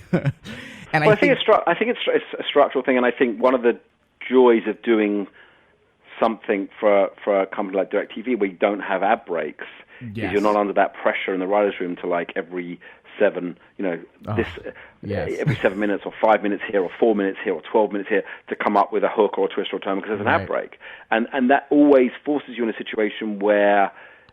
I mean, it's hard. It's very, very hard. It breaks the mood of a show as well when you have to do that. It can break the mood of the show, absolutely. But it can also sometimes, and not obviously when it's done well, but sometimes it can feel artificial because you're like, the writer's going, shit, I've got to come up with the next hook or the next twist, and it doesn't give you as much time to, I suppose, to play with things, I guess. Right. So I love the liberation and the freedom that it brings when you don't have to write for the ad breaks, Now, with Tandy's character, has she ever given you any script notes, like saying maybe she might have not liked something that Grace did, or maybe, what has there been? Do you take notes from actors, and do you, or is that something? I listen to actors a lot. I mean, I like to. I mean, once, you hope that they take their character on board, and that they go away and work on that character, and that they can come back and go, if you thought, So yes, I'm collaborative in that sense. I love it when actors, my door's always open to talk to the actors. My hope is that if they have a certain idea and I don't agree with it, that I can talk about why I don't agree with it or why I don't want that to happen. Rather than I'll never just say no, that's not happening. Yeah. I'd be like, but hang on, but if you do that. Sometimes it's easy because you can say, well, if you want to do that, I can't have you do this in episode 8, for example. So that's really easy. And other times it's like, I don't see the character that way, and I need to talk to you about this character so that you can understand why I see it this way. But ultimately what you're looking to do, I think, when it works best, is you're looking for these actors to come along and make these characters their own. So I mean, sometimes with Tandy, of course, it's sometimes it'll be small things, and would you mind if I use this word instead of that word? She's never come to me and said, like in a major story way, I don't want my characters to do this.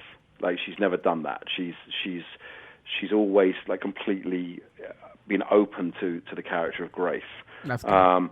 But it's the same as it's the same as whether it's one of the writers in the room going, what if they did X instead of Y? Right. And sometimes an actor can come to you and you can go, shit, you know what? That's a great idea. That's a better way of saying this line, or right. That's about your hope is that you've thought of most scenarios when you're breaking the story, so that if they come in and say, partly because that's your job, but then if they come in and say, well, what if I did this instead of this? You can say, well, but then, I can't do. What do you do when X, you get I can't do Y? What do you do when you get a real shit idea? Come on, let's be honest. You probably get some shit ideas sometimes. Do you like? Listen, I get a lot of shit ideas. I come up with a lot of shit ideas. So I'm fine with shit ideas. You got to get through the shit ideas to get to the good ideas. Yeah. I mean, there's always that thing of like writers call the first draft of anything the vomit draft. Yeah. Hemingway once said the first draft of anything is always shit. Right. So I'm fine with shit ideas because beyond them usually is something good. Yeah. You try in the room. You try to, especially when in the early stages when you don't know the writers as well as you do later. Later on, hopefully you have a free hand and you can just I have a thing in the room. It's somewhere downstairs, actually. My daughter has it right now. But it's this little box that makes all these different noises. Mm-hmm. And the joke in our room is like when you have some good, you press a button, you make a certain good noise. And when it's shit, you make a noise like someone getting shot and all that kind of stuff. So hopefully you have some fun with it. Yeah. I think, I'm the first one to be like, this idea is shit, but is there something in this thinking? Is there something beyond this shit idea that might be worth having? You know what I mean? And sometimes with an actor, if they have a problem with something, it's trying to work out what that problem is. Their solution may not be the right solution. Right. It may be sometimes, but it's trying to understand what the problem is, like why are they uncomfortable with that particular line, why they, So unfortunately, time is always the enemy when you're making shows and making films and stuff. So within certain time constraints, I would say I always like to entertain people's ideas. And my hope is that if I'm not going to go with that idea, I can at least explain to them why I'm not going with that idea. Yeah. Because especially with an actor, in explaining why you're not going to go with a certain idea, it might help them to understand your view of the character better. Yeah. Now, again, switching topics here. Many are saying that this is the golden age of television. I mean, you have some of the best forms of entertainment right now is on TV. I mean, movies just aren't what they used to be. I mean, we have the indie films that are fantastic and great, but I think if you want good story, good characters, a well written plot, a thought out plot, I should say. I mean, TV, that's where you go now. I mean, you have all these networks now that are not the standard three, Fox, CBS, NBC, or the four actually, and then ABC. Those aren't really the places to go anymore for like TV. You have so many outlets. You have Netflix. You have DirecTV now. You have AMC. You have A&E, HBO, of course, Showtime, Stars. Even Cinemax now is doing a great show with Alan Ball that started Banshee. I mean, they're just everybody's starting shows, and a lot of people are saying this is the golden age. Do you think we've peaked, in your opinion, for TV now? Have we done it all, or do you think there's still? Do you think there's still the hill to climb? Do you think we're just going to get better and better? No, I don't think we peaked. I think it is an amazing time to be in TV, and I think what I mean in terms of how you film. I mean, here's the thing: 15 years ago, TV was looked down on. If you were a writer, director, actor, it's like I don't do TV. I don't do film. It's the graveyard. It's where you go to die. Yeah, I remember like 12 years ago or something going to see on a Sunday night. I used to go to movies all the time, like 4 or 5 times a week. Yeah. And I remember going to a movie on a Sunday night. I always go on a Sunday night, and I would see the latest kind of independent darling that had won at, Cannes or something like that. Mm-hmm. And I would watch it, and then I'd go home and I'd watch an episode of 6 Feet Under.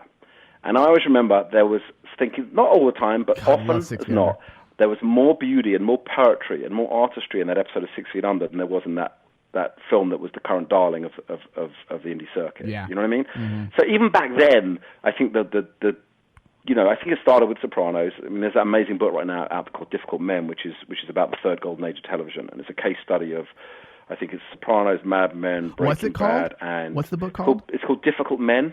Difficult Men. Okay. It's about this very subject. It's a terrific book. Terrific book. I can't remember who wrote it. Anyway, So I think why now is I think such an amazing. It's an amazing time to be in television right now, particularly cable television, particularly in the States. Yeah. Because there are so many outlets. Because there are,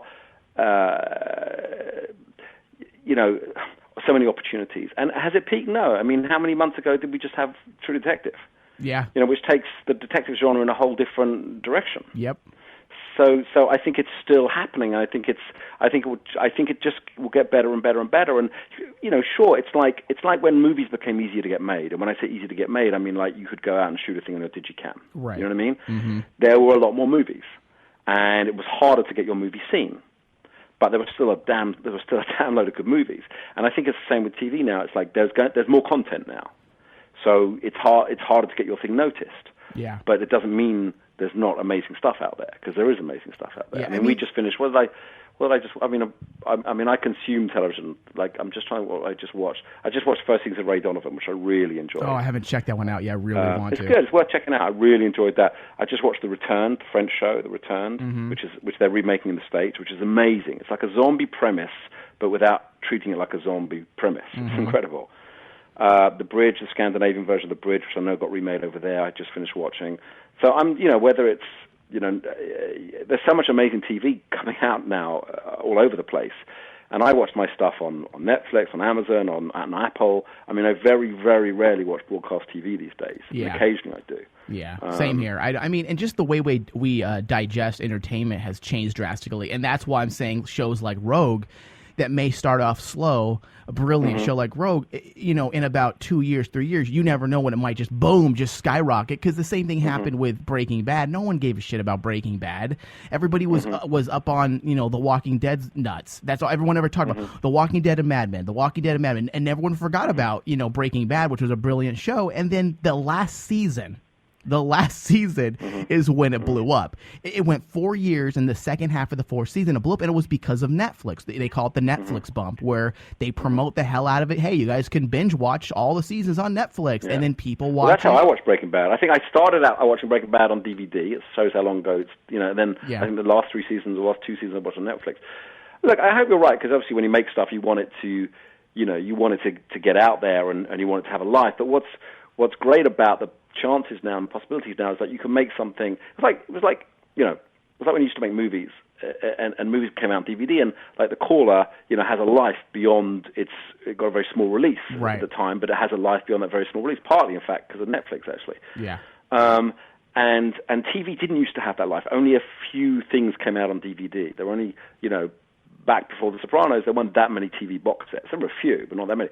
Now, like you say, you can get it on. And I don't know what the second viewing window of Rogue is going to be yet in the States, whether it's going to be Netflix or whatever, I'm not sure. Mm-hmm. But my hope is obviously when it hits that second viewing window, that many more people have a chance to watch it, which also, by the way, is great for DirecTV, who had the balls to make it in the first place, because they're like, it's their name that's on it. So when it does get out there beyond DirecTV, it's fantastic. It's fantastic that DirecTV did that. Like, I started watching. My eyebrows raised when they did Damages, when they took Damages from FX after they canceled it. I'm like, oh, look at these guys. Look at what they're doing, picking up a show that got canceled. That was a brilliant show as well.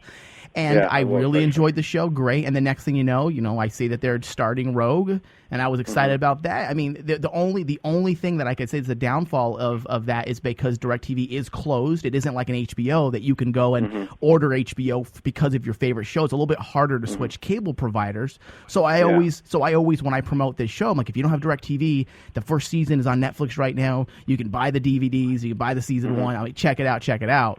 Because it's a little bit harder to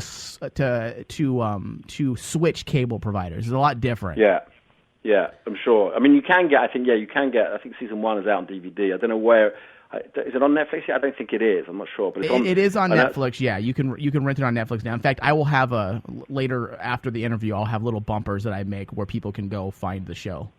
Rogue is on Netflix in the States? I didn't know that. It's not on streaming, but you can get the DVD version. Yeah, it's not streaming. Oh, you can get the DVD version. Oh, okay. I see. Okay. Yeah, we need to get. You need to prod DirecTV. Say, hey guys, I don't know what you Dude, have I think planned. I think it's in the works. I Okay. just don't think it's.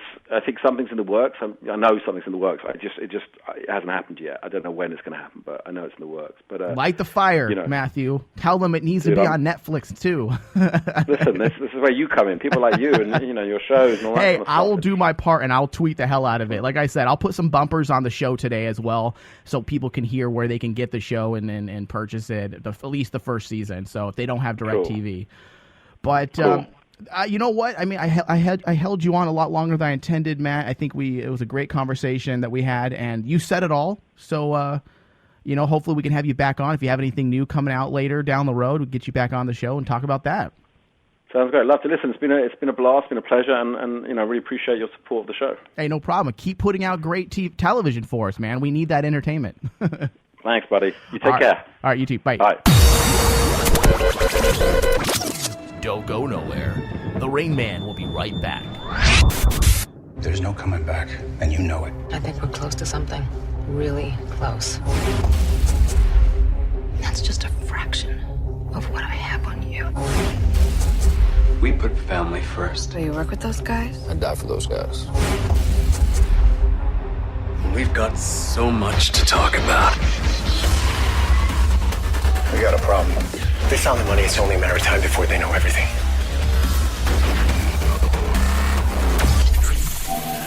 Watch the DirecTV original series Rogue every Wednesday at 8 p.m. on the Audience Channel 239. Right now, you can stream all of Season 1 straight from your computer or your mobile device using the DirecTV app. Go to rogue.directv.com for more details. And now, we take you back in time.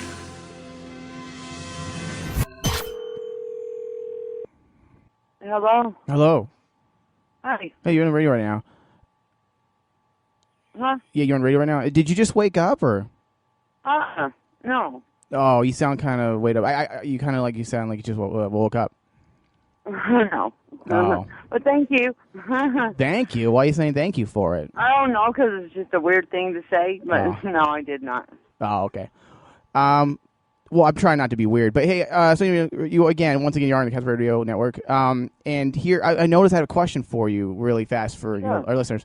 I noticed here that you say it's $130 an hour for in call or in what's that stand for? I see. I'm kind of slow when it comes in call, 200 out call. Okay, 200 for out call. Now I'm really into my home. Like I don't like to be like things like I'm really like a clean freak. Now if I were to go to your house and save myself $70, is your house going to be clean? Because I noticed you live on 42nd and McDowell, very much so. And that's kind of like a shitty area.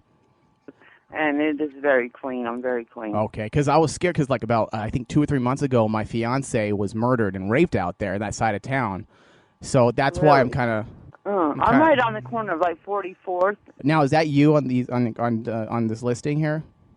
Yes, those are my pictures. Okay, They're okay, great. Because I've always had a thing and for. I look just like myself. Cause I've always had a thing for Justin Bieber, and you kind of look like an aged Justin Bieber a little bit. Like if Justin Bieber was a woman. Look like what?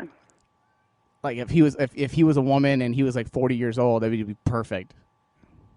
If I was a woman, you're like 30. 40 You're years 38, old, right? You're 38. Well, actually, I'm 39 now. Oh, God, that's funny. Oh, that's good stuff. The Rain Man Show. 49% geek and 1% douche. Have you ever wanted something so bad that you do just about anything for it?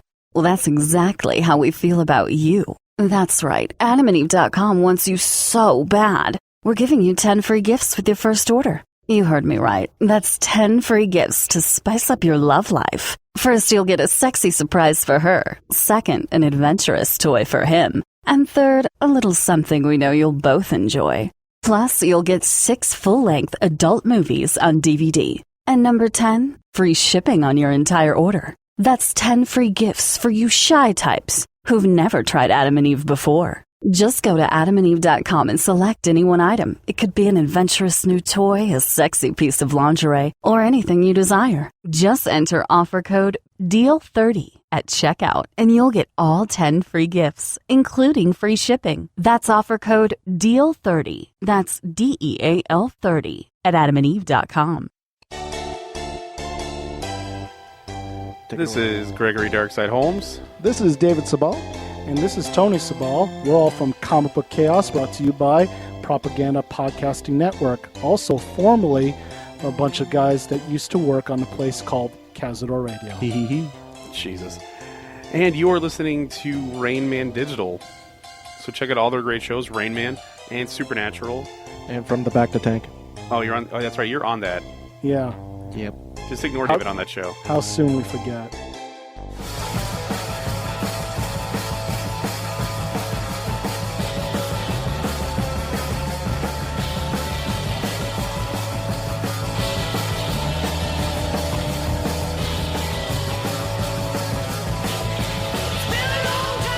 All right, we're back. Rain Man Show, Rain Man Digital.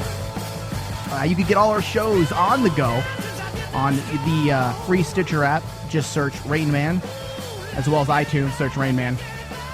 Also, the world of not Cazador. Oh, Jesus Christ! The world of Rain Man never stops. You can now find all of our replays on the on RainManWasHere.com/RainMan Channel 001. And listen to all the replays of our shows on a 24-hour replay. Also, with that, you'll get some of the archive shows of past shows, some of your favorites, as well as some produced bits. So it'll keep you entertained for at least 2 or 3 hours before it recycles. So that's going to be the future right now. I'm working on an app right now. Actually, I've been working on it. Hopefully that'll come out within the next couple months, and it'll keep everything nice and tidy. We'll put the Star Wars show, the Supernatural show, the Weird West show, all onto that app so everyone can find everything that we do in one little place. Coming up on the next show next week, we're going to have Sarah Ross, the former American Idol contestant and country rap singer. I'm going to just call her that. On the next show, hopefully everyone enjoyed Matthew Parkhill's interview. He's one of the few showrunners out there that are making genuine strong female leads. You have this cry from liberal media, which is and rightfully so. For many years, this isn't the 80s no more. You know, you don't have just Stallone and Arnold and have a weak female character. It's not realistic. You know, but the problem is when you have people bitch and moan and complain, you now feel like you have every single showrunner and writer, director, writers out there are now throwing what they call strong leads, and what you're getting is the same character, female character, in every TV show and every movie. They all have that chip in their shoulder, and basically they're a man without a dick. I'm like, why don't you write a woman? Okay, you're writing a man without a dick. That's all you're doing. Well, and even that, with a chip on your shoulder. I mean, if you listen to the dialogue, they still sound like guys. Yeah, like if you're going to write a strong female character, write a strong female character. That's an actual believable woman, and that's something that Matthew has done so well with the Rogue. Is you have a show filled with, they're not perfect, they're flawed people, because that's reality. They're very flawed, but they're also strong as well. So that's one of my favorite parts about this show, is because in a time where everyone's screaming for strong female leads, you're not really getting strong female leads. You're getting strong men with no dicks. That's what you're getting instead. It's true. It's true. Really fast, I'd feel negligent and remiss not to touch on this. Everybody in the radio world is touching on it with the Opie and Anthony fiasco. I don't want to spend too long on this. Anthony Cumia fired because of a Twitter rant led to firing from Opie and Anthony's SiriusXM show. Now, if you guys don't know who this is, they're probably one of the biggest talk radio hosts outside of Howard Stern. Okay, they're big, huge fan base, and they're worse than Howard Stern is not really a shock jock in the fact that he talks shit. He's very open sexually. He talks a lot of sex. He has porn stars on his show back in the day. Whereas these guys are just belligerent assholes. That's what they are. If you're listening to their show and you hired them to do a show on your network, SiriusXM, you kind of know what you're getting. You're getting some guys who are very strongly opinionated and say a lot of dick asshole type things that you may not agree with. But that's their show, and that's who you hired. So there's this guy who, he goes out, I guess, Anthony was out and about trying to take a picture of the town, and in his shot, he happened to get a photo of a woman in the shot. She flipped out, saying, "Why are you taking pictures of me?" And she proceeds to punch him repeatedly in the face. She must have been really ugly. Right. Allegedly. Allegedly, she punched it. This is all going by off what he said. Now, supposedly, there's other people who are on the streets who saw that and who are backing him up now, who are saying that we saw this lady, go to town on his dome, right? And then when he yelled, you had a group of 5 black guys who happened to see it. I'm assuming they probably thought he did something to her because they come out from behind the building. And they proceed to try to attack him and talk shit to him, and basically to the point where he's kind of afraid. Obviously, you have 5 big old black dudes. Who isn't going to be nervous? Whether they're black, white, Italian, or Mexican, doesn't matter what race they are. If you have 5 dudes coming up to you talking shit, thinking you might have done something to a woman, you're going to get scared. Now, instead of being labeled as a responsible man, because he could have easily taken his gun and probably would have been legally cleared. He was attacked on the street with witnesses. He probably could have done that because he has a legal carry license. Right. Instead, he didn't threaten with the gun. He didn't pull it out, didn't brandish it, allowed himself to get beat down. And instead of doing anything that I think anybody else would have done, to protect themselves, is he goes on Twitter and bitches about it.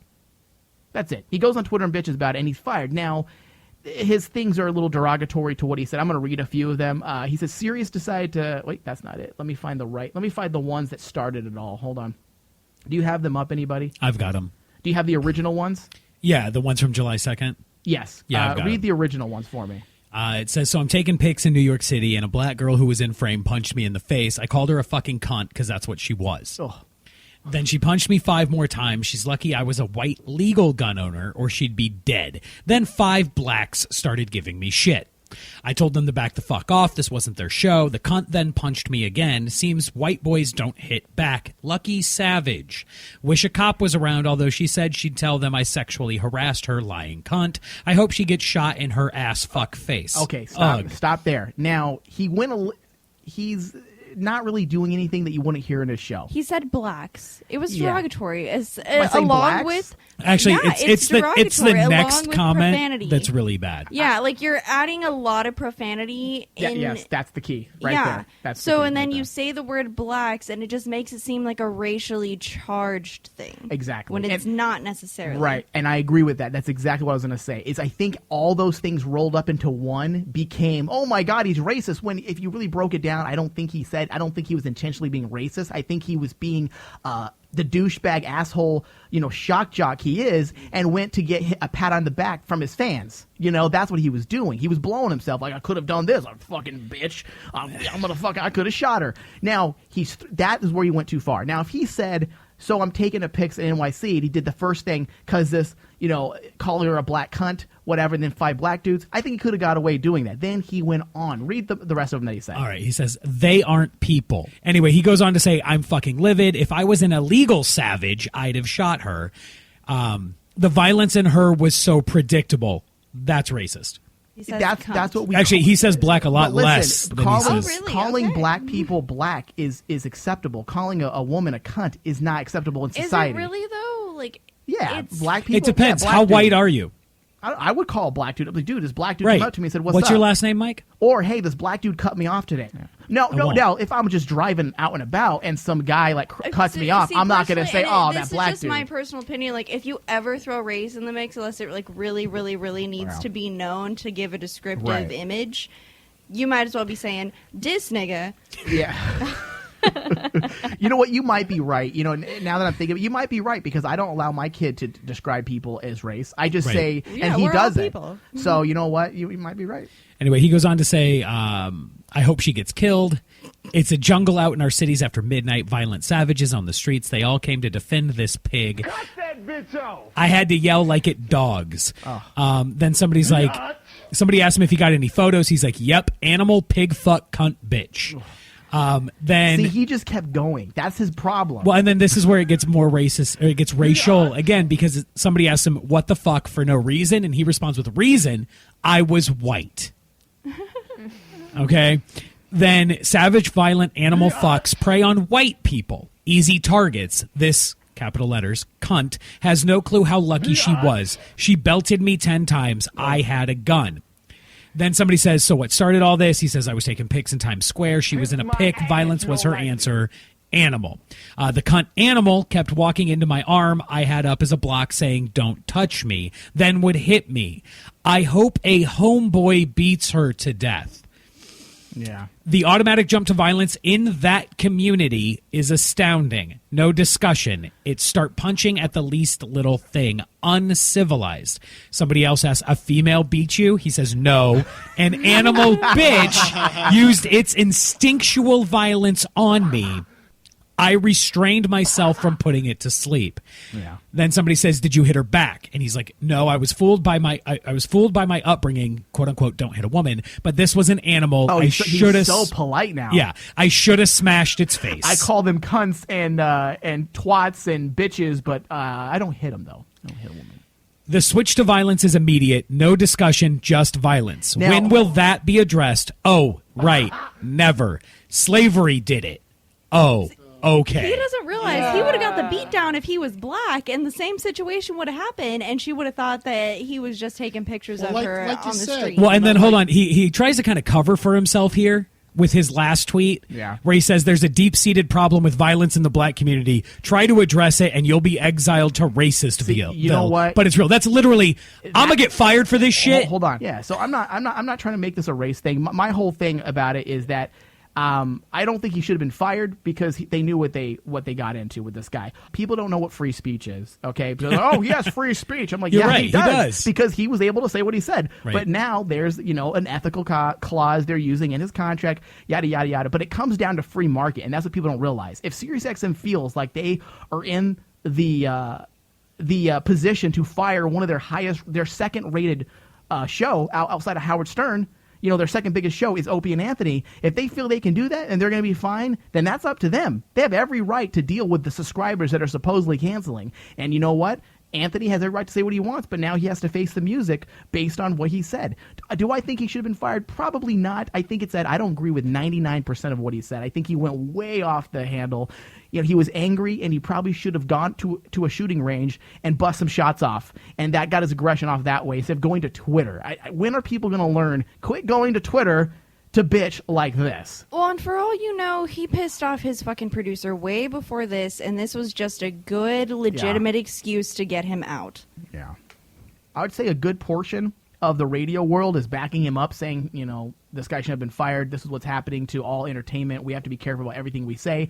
But the difference is this guy he wasn't on stage. He wasn't behind the microphone, in the form of parody. There's a certain amount of things you can get away with behind the microphone or on stage as a comic because there's a certain amount of parody that can always go with what you're saying. When you're on Twitter in your everyday life and you're just saying random shit like he was saying, there is no justification. He wasn't entertaining the masses. Right. So I was reading an article. Actually, it was sent to me from one of our listeners about the box office and how it's behind. And it's a summer free fall is what they're calling it because I guess it's the lowest box office tally we've had in years.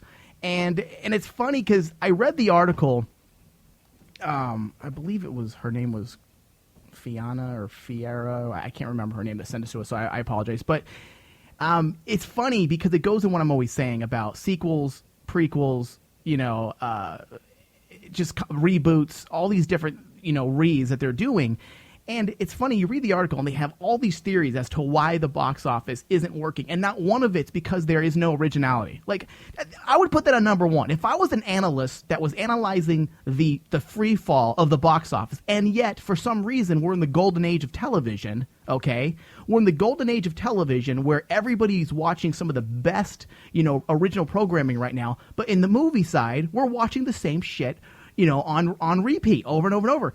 And that's not in their theory. That's not in their analysis. Saying, well, all we do is big tentpole movies that are done over and over and over. We've seen Spider-Man, 7 different times now. We've seen Batman 4 different times. And it's the same. And how original can you get? And I love superhero movies, but how many times can you see the origin story of a nerd who all of a sudden got powers, and now he gets the lady, and he's fighting crime?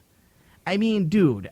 We've seen it. Well, now, with this article, though, not talking about originality, is because they were comparing last year and the year before. Right. And over the course of the last 10 years, your top 10 grossing movies have all been either sequels, remakes, or prequels. Right. Like literally the top 10. Like Yeah. 9 of the top 10 will not be original content, or they'll be based on an existing property. It's a catch-22. But that's all we've ever done. People want to see these sequels and not the prequels. They want to see these sequels and these Right. franchises continue. But at the same time, you have another crowd of people who is burnt out on X-Men 8. Even though I'm not, but Well, I mean, if you look at it like what you have, Maleficent, which is essentially it's an original movie. It's an Why original did it movie. do so well? Right. Because it was different than anything we've seen. No, because it's fucking Disney.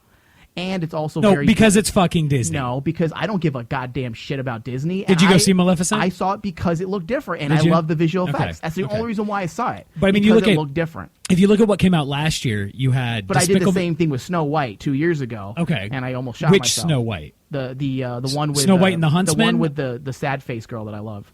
Kirsten Stewart, Yeah. the one with no emotion ever. Right, the depressed one. Right, the one that you just want to smack her upside the face while your dick's No, inside of her.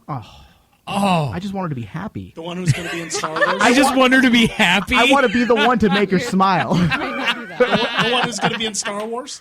Just kidding. But no, I mean, last year, dude, you had Despicable Me 2 and Monsters University, right? And Yeah. they each made what, 368 and 268 million.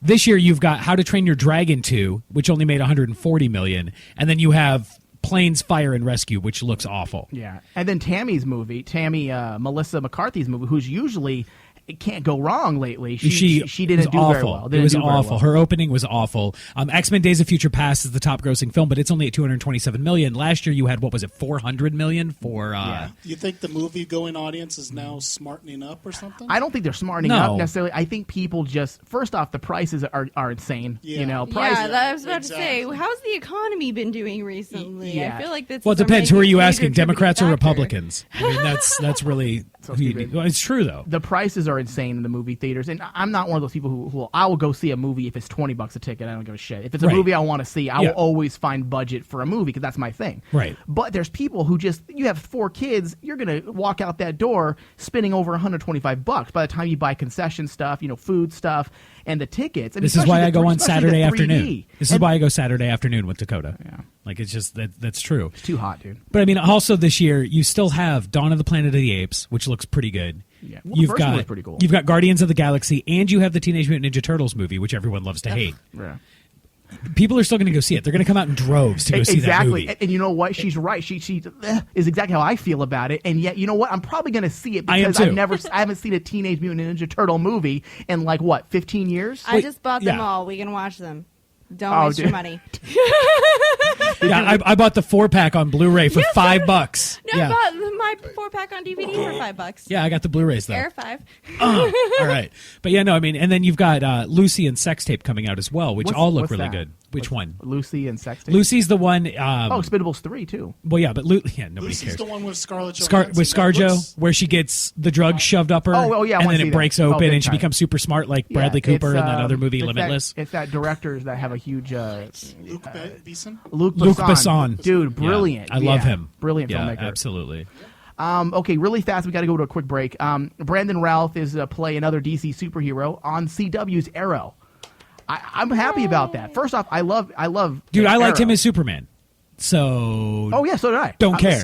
I thought he was great No, as he Superman. was more than solid, man. He was that great. Guy was great as Superman. In a lot of ways, I think he was better than Henry Cavill. He's absolutely better than Henry Yeah, Cavill. in a lot of ways. I thought you were going to say better than Chris Reeves. No, that's impossible. Shut your mouth. So stupid. Shut your whore mouth, Tony. But yeah, he's returning to the DC world. DC world, Yeah. and he's doing it. Actually, what character is he playing? He's going to play the Atom. The Atom, which is he's a B list superhero, but Or C. maybe a Like, C. yeah. But you know what? If he's well liked, dude, I'm sensing a possible other spinoff here.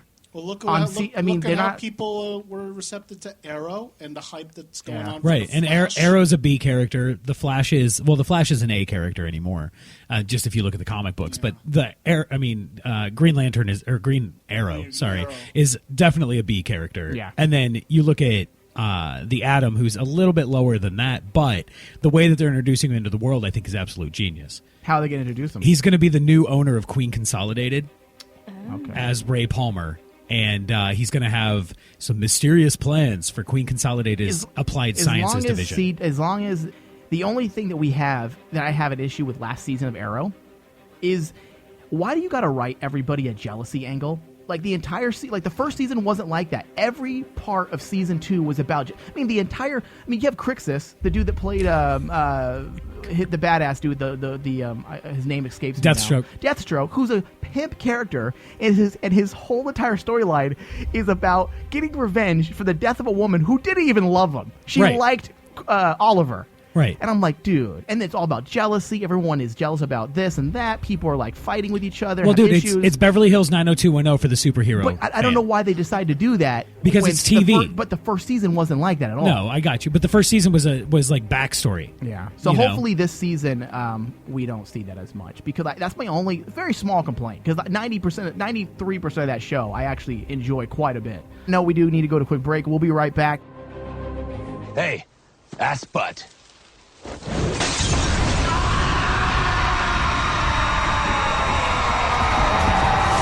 needs to be closed up at the end of this season and be a catalyst for Darkseid Dean. Like, I killed a big, angel. I killed God, and it gave him the murder boner. The murder, yeah, for all intents and purposes, a murder boner. And what I think might happen is I think Dean will kill Metatron, and then his eyes will turn black, and then we're gonna hear this.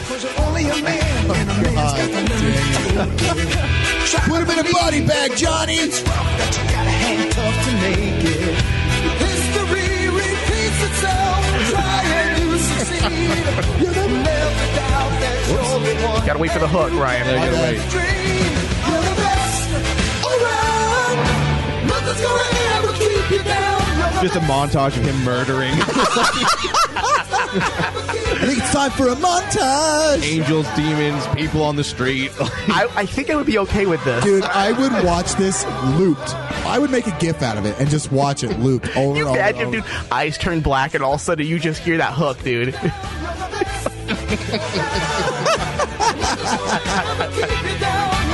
If that happens, you have to do this now. You have to make this a video and put it up. Oh my God, that's genius. That's awesome. Great.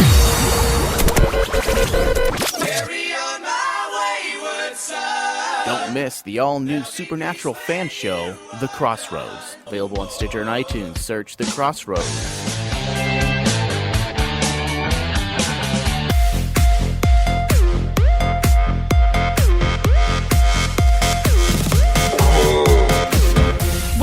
Table, I kept on seeing him look at me while he's with that other girl. Do you think he was just doing that to make me jealous? Because he was totally texting me all night last night, and I don't know if it's a booty call or not. So, what do you think? Did you think that girl was pretty? How did that girl even get in here? Do you see her? She's so short, and that dress is so tacky. Who wears cheetah? It's not even summer. Why does the DJ keep on playing Summertime Sadness? After you get out of the bathroom, can we go smoke a cigarette? I really need one. But first, let me take a selfie. Let's move into what do we have next on the segment here? Oh, we have Melissa. No, we have me. Melissa, how are you doing? I'm doing well. Well, I had an interesting conversation at work today. Get on that mic. And I'm like, eat it. What do you want me to do? A little closer. You have to suck it a little bit, but just use a little bit of tongue. It's drooping. I can't maybe just cup it a little bit. Oh, okay.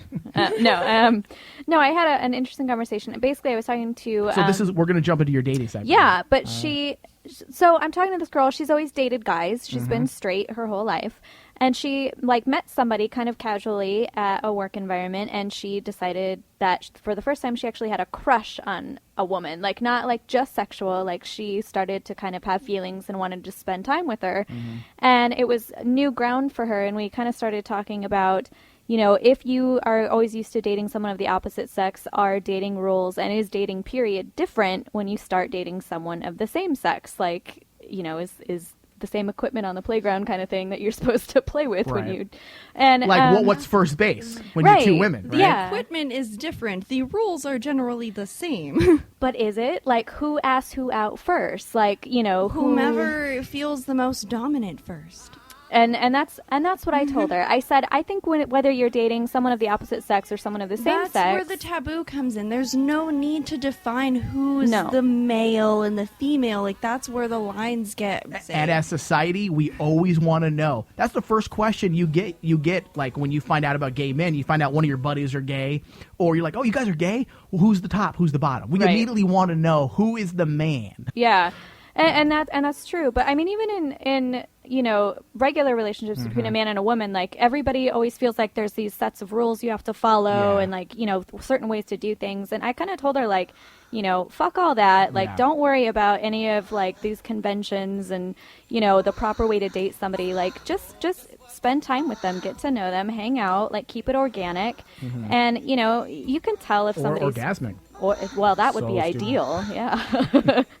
And it was kind of nice because she actually went up and just asked the girl out for lunch, and then they've kind of been seeing each other. So she's never been attracted to women before? Sexually. She's been attracted to women sexually, but she never wanted to be in a relationship with one. Bitches be cray. Well, I do think it would be a lot of emotional maintenance. Yeah, it's too much estrogen for one relationship. It doesn't end well generally. I've dated a lot of women in my day. I don't date women anymore. Yeah. But I prefer sex with them. I could see that. No, I could see we that. We know how we all work. Yeah. And, I think, too, like, she's a little bit older. She's kind of burnt out. I don't agree with that. Why? I think why don't you agree with that? Women know how women work, so that's why.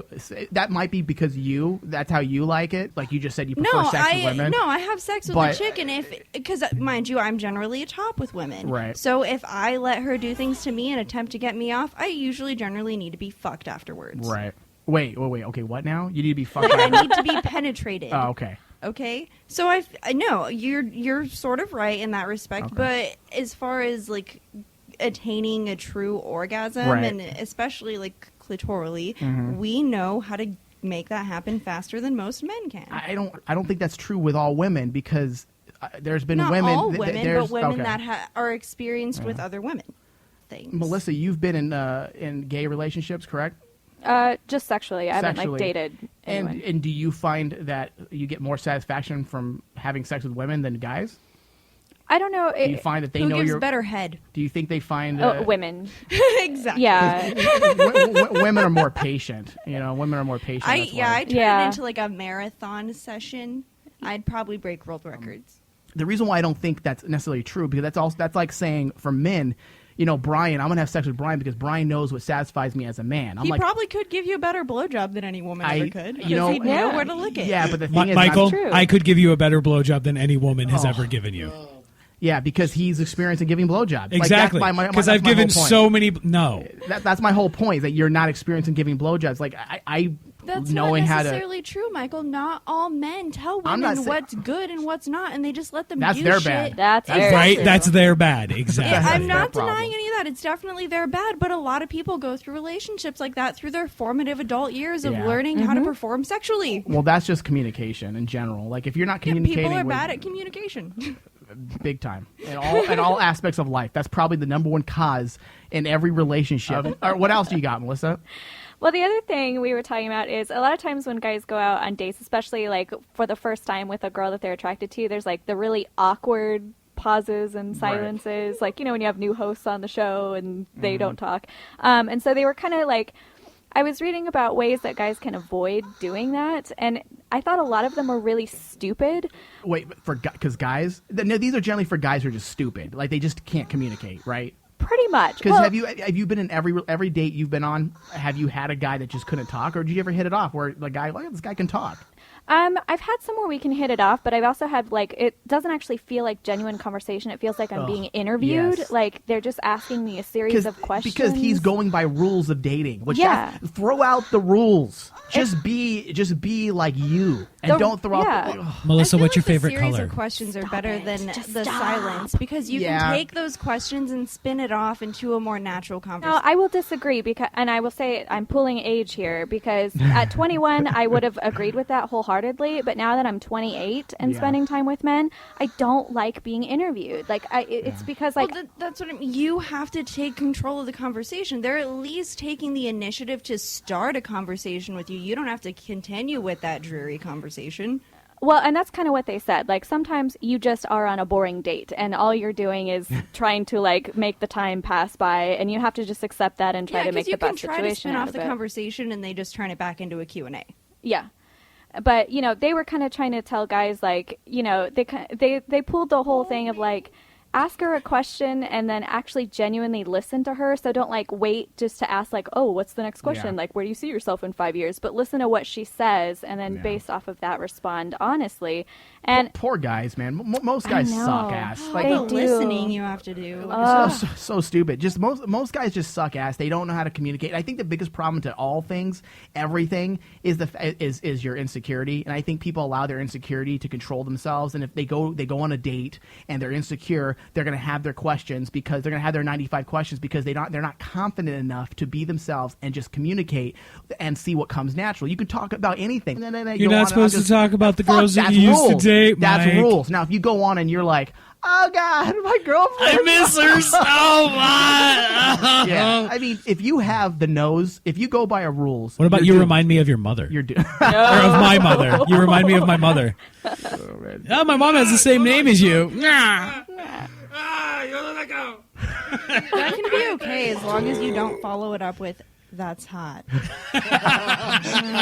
Exactly. And what else? What else do you have to say on that, Melissa? I thought it was just kind of cute because I was reading a lot of the comments and guys actually found that article like really helpful. Like they were like, "Oh, I never thought of that before. God, like I guys are never so thought of clueless. listening." They're dumb. They're just dumb. Yeah. Generally, men are kind of. No, we're all fucking retarded. No, not all of us. I agree with you. Not- Damn near, Mike. Damn near. There's like less Brian, than 1%. You honestly think you're dumb? No, not at all. Okay, No. you're not. You're one of the smartest guys I know. So that's Well, why you're thank in you. here.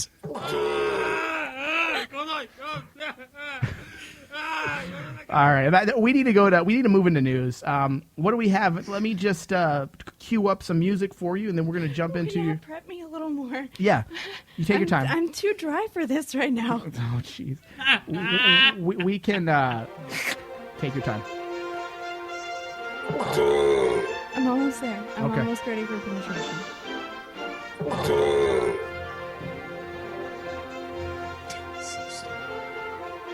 Okay. All right, here we go.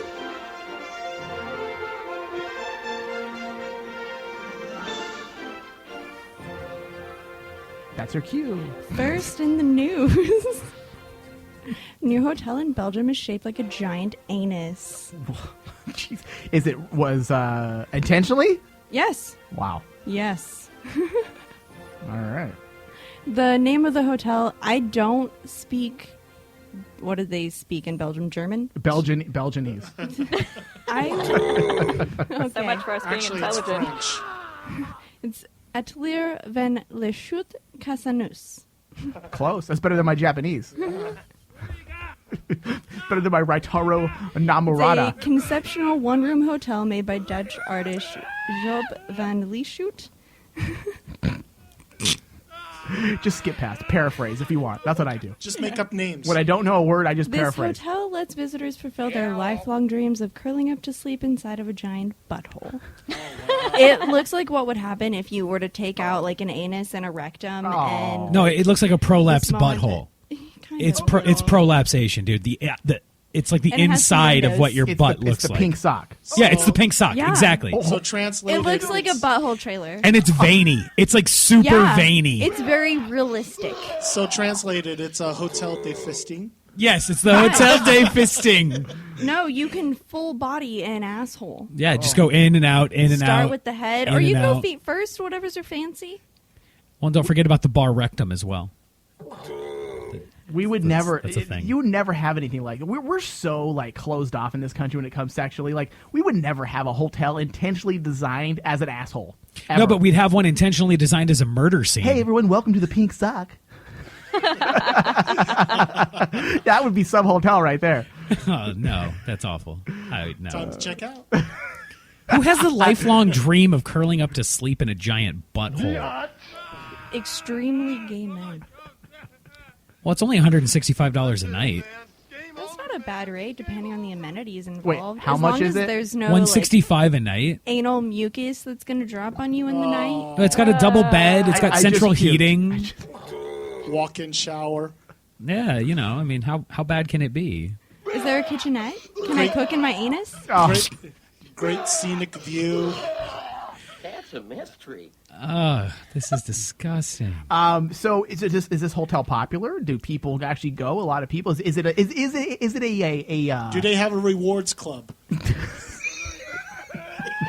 Is it like a punch card? Oh, congratulations, Mr. Sabal. This is your 9th stay. Your 10th one is free.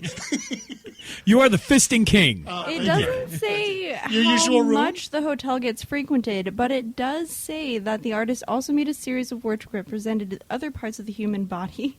Wow. Including the heart, brain, liver, rectum, which is already stated, male and female sex organs. So you can stay in a giant I want to vagina? stay in a uterus. I think that would be the coziest hotel room. Why do that? This falls into the Think category. of how well you'd sleep. Oh my God. And especially if you're in a waterbed, it'd be like being an embryo all over again. This falls into that category of artistry that I don't consider art.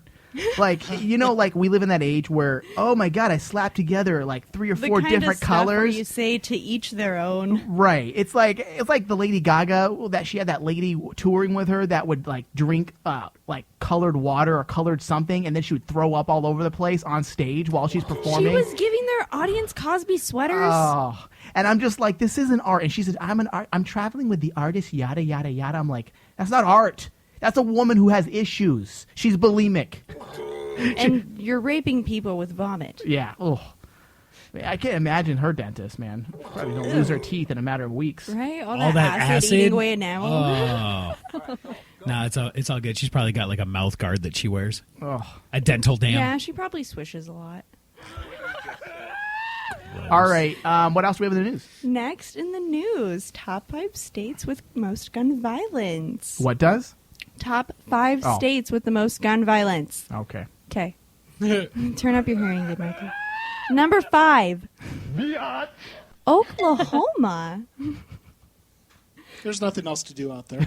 Firearm deaths from 2002 to 2011 have been numbered at 5,002. Wow. Yeah. Permit required to buy a one's handgun. noticing. None.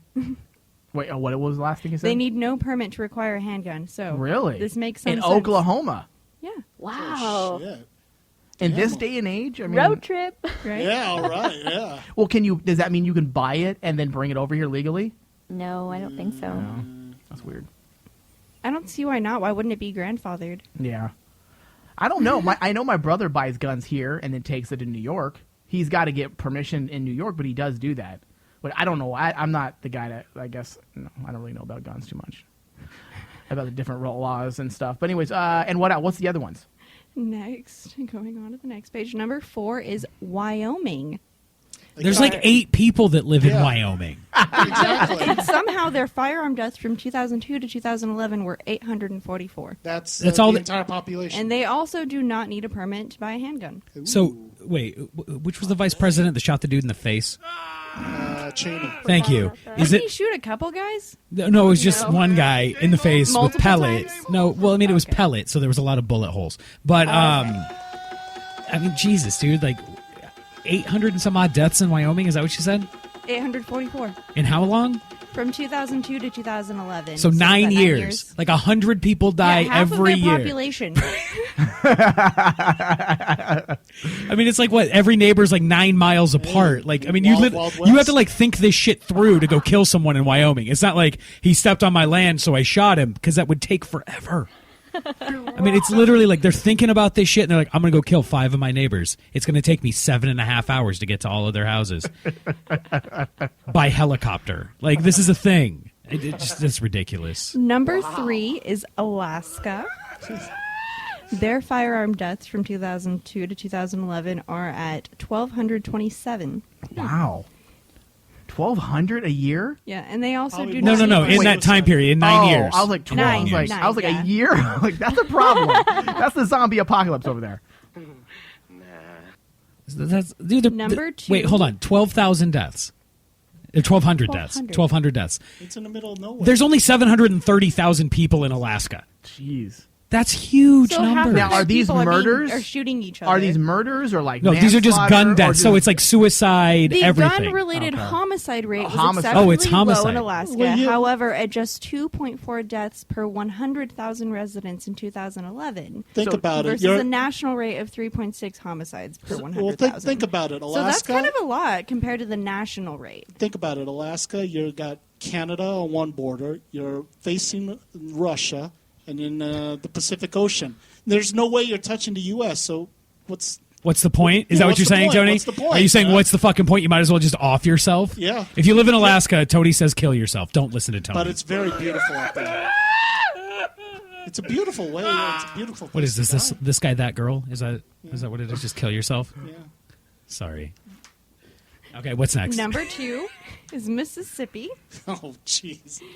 Their firearm No deaths. comment. were- No Can we just say what do all these states have in common? Yeah, no comment. They don't graduate from the third grade. Retarded white people. They're still in the 19th century. Retarded white people. They still support Jim Crow laws. Seriously. Well, listen, Aisha just said in Alaska, like they were at the homicide rate was very low, so Right. they're shooting themselves. Right. Yeah. Dude, if you lived in Alaska, wouldn't you shoot yourself? they have Like, what are you no- going to do? What better do you have to do? Like, it's either like, okay, so I you honestly fucked feel all of your cousins. Like, at this point, you might as well just shoot I feel yourself. like they might not be shooting themselves. Like they're out hunting and they just don't know what they're doing, and it's all ricochet. What could they be hunting? Ricochet off of what? What The could they- igloo? Trees! Fucking trees! What could they be hunting in Mississippi? Never mind. No comment. Alaska, there's bears. As long as it's not over a baited field, you're okay, Yeah, Tony. Never mind. Moving on. That's racist, dude. Yeah, it was. They have an opening on Sirius Radio. So. Supposedly, 8 Mississippi residents were murdered for every 100,000 people in the state, the second highest rate in the nation. Way to go, Mississippi. Yeah. It's so difficult to Number spell. 1 with firearm violence is Louisiana. No shocker there. I'm so glad Arizona isn't on this. Right, I know. But you know what's noticeably absent is Texas. Yeah. Well, Texas is. I'm going to say this about Texas. They don't kill citizens? They're extremely, extremely responsible with guns. They really are. They're the heart and blood of the cowboy way. To this day, they Right. are, and they're badass motherfuckers you don't fuck with. But they're pretty responsible when it comes to guns. They really are. They know how to use them guns. They do. Yeah, they do. Well, it's like that. What was that? That Texas A&M cheerleader that went out and shot a cheetah, a lion, an elephant. Her ex-boyfriend. Hey, all props. Did she really do all that? Yeah, I she remember- went hunting. I was She went gonna- on the safari. She's badass. Yeah, because it's so tough to kill a lion when they're laying there on the ground. You don't realize that's like a requirement at Texas University. Cut that bitch off! Yeah. What else do we have in the news? Next in the news, a mother in Newcastle, England, was horrified when her stepson bit into a deep-fried blue paper towel from KFC. So it looked like it was chicken. It was shaped like a drumstick. And then he bit in, and it's like industrial, like mechanics paper towels. Oh. Could What- have been a head. You know why that's scary? Because what else could they have been? And you would have even known. If it was edible in some fashion, you could have Yeah. you just would have ate it. Well, that just goes to show you, like, the food you eat every day, what is it really? Oh. It's finger wiping good. Did he wipe his hands afterwards with it? I don't know, I feel like it might have been pretty oil-soaked. Dude, it's kind of fucked up, though. He was a 7-year-old kid. Yeah. Like, I don't know. That's poor kid. I think the CEO of KFC should be shamed. He should be shamed. He should. Should be ashamed of himself. Yeah. Yeah. First, somebody lies about not letting that girl in, and then So stupid. So what was the outcome of it? they retrained their The staff. company offered them a free meal. Oh, More paper towels. With each meal, we'll give you a free roll. Oh man. Okay, what else do we have in the news then? Next in the news, I probably discovered one of the most revolting people ever. Okay. And I'm all into body mods.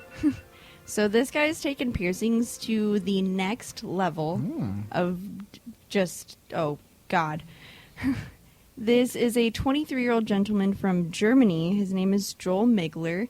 He has 27 different piercings, only 6 tattoos, and a branded buttocks. Some of the most shocking... Butthole? A butthole? or just a butt? No, just I think like a Bam Margera kind of thing. Like he might have a huge dick branded on his ass. But the most like appalling of his facial piercings, it looks like they're about 5/8, maybe a little bigger. I'll see if the article actually specifies. But in his cheeks. I don't know if anyone else knows what 5/8 size is, but it's around like a 1-inch diameter size hole in his cheek. And there's pictures of him sticking his tongue through it. You can see his teeth because he has just like a tunneled gauge in his cheek. There's got to be, and this is where he's blowing smoke out of them too.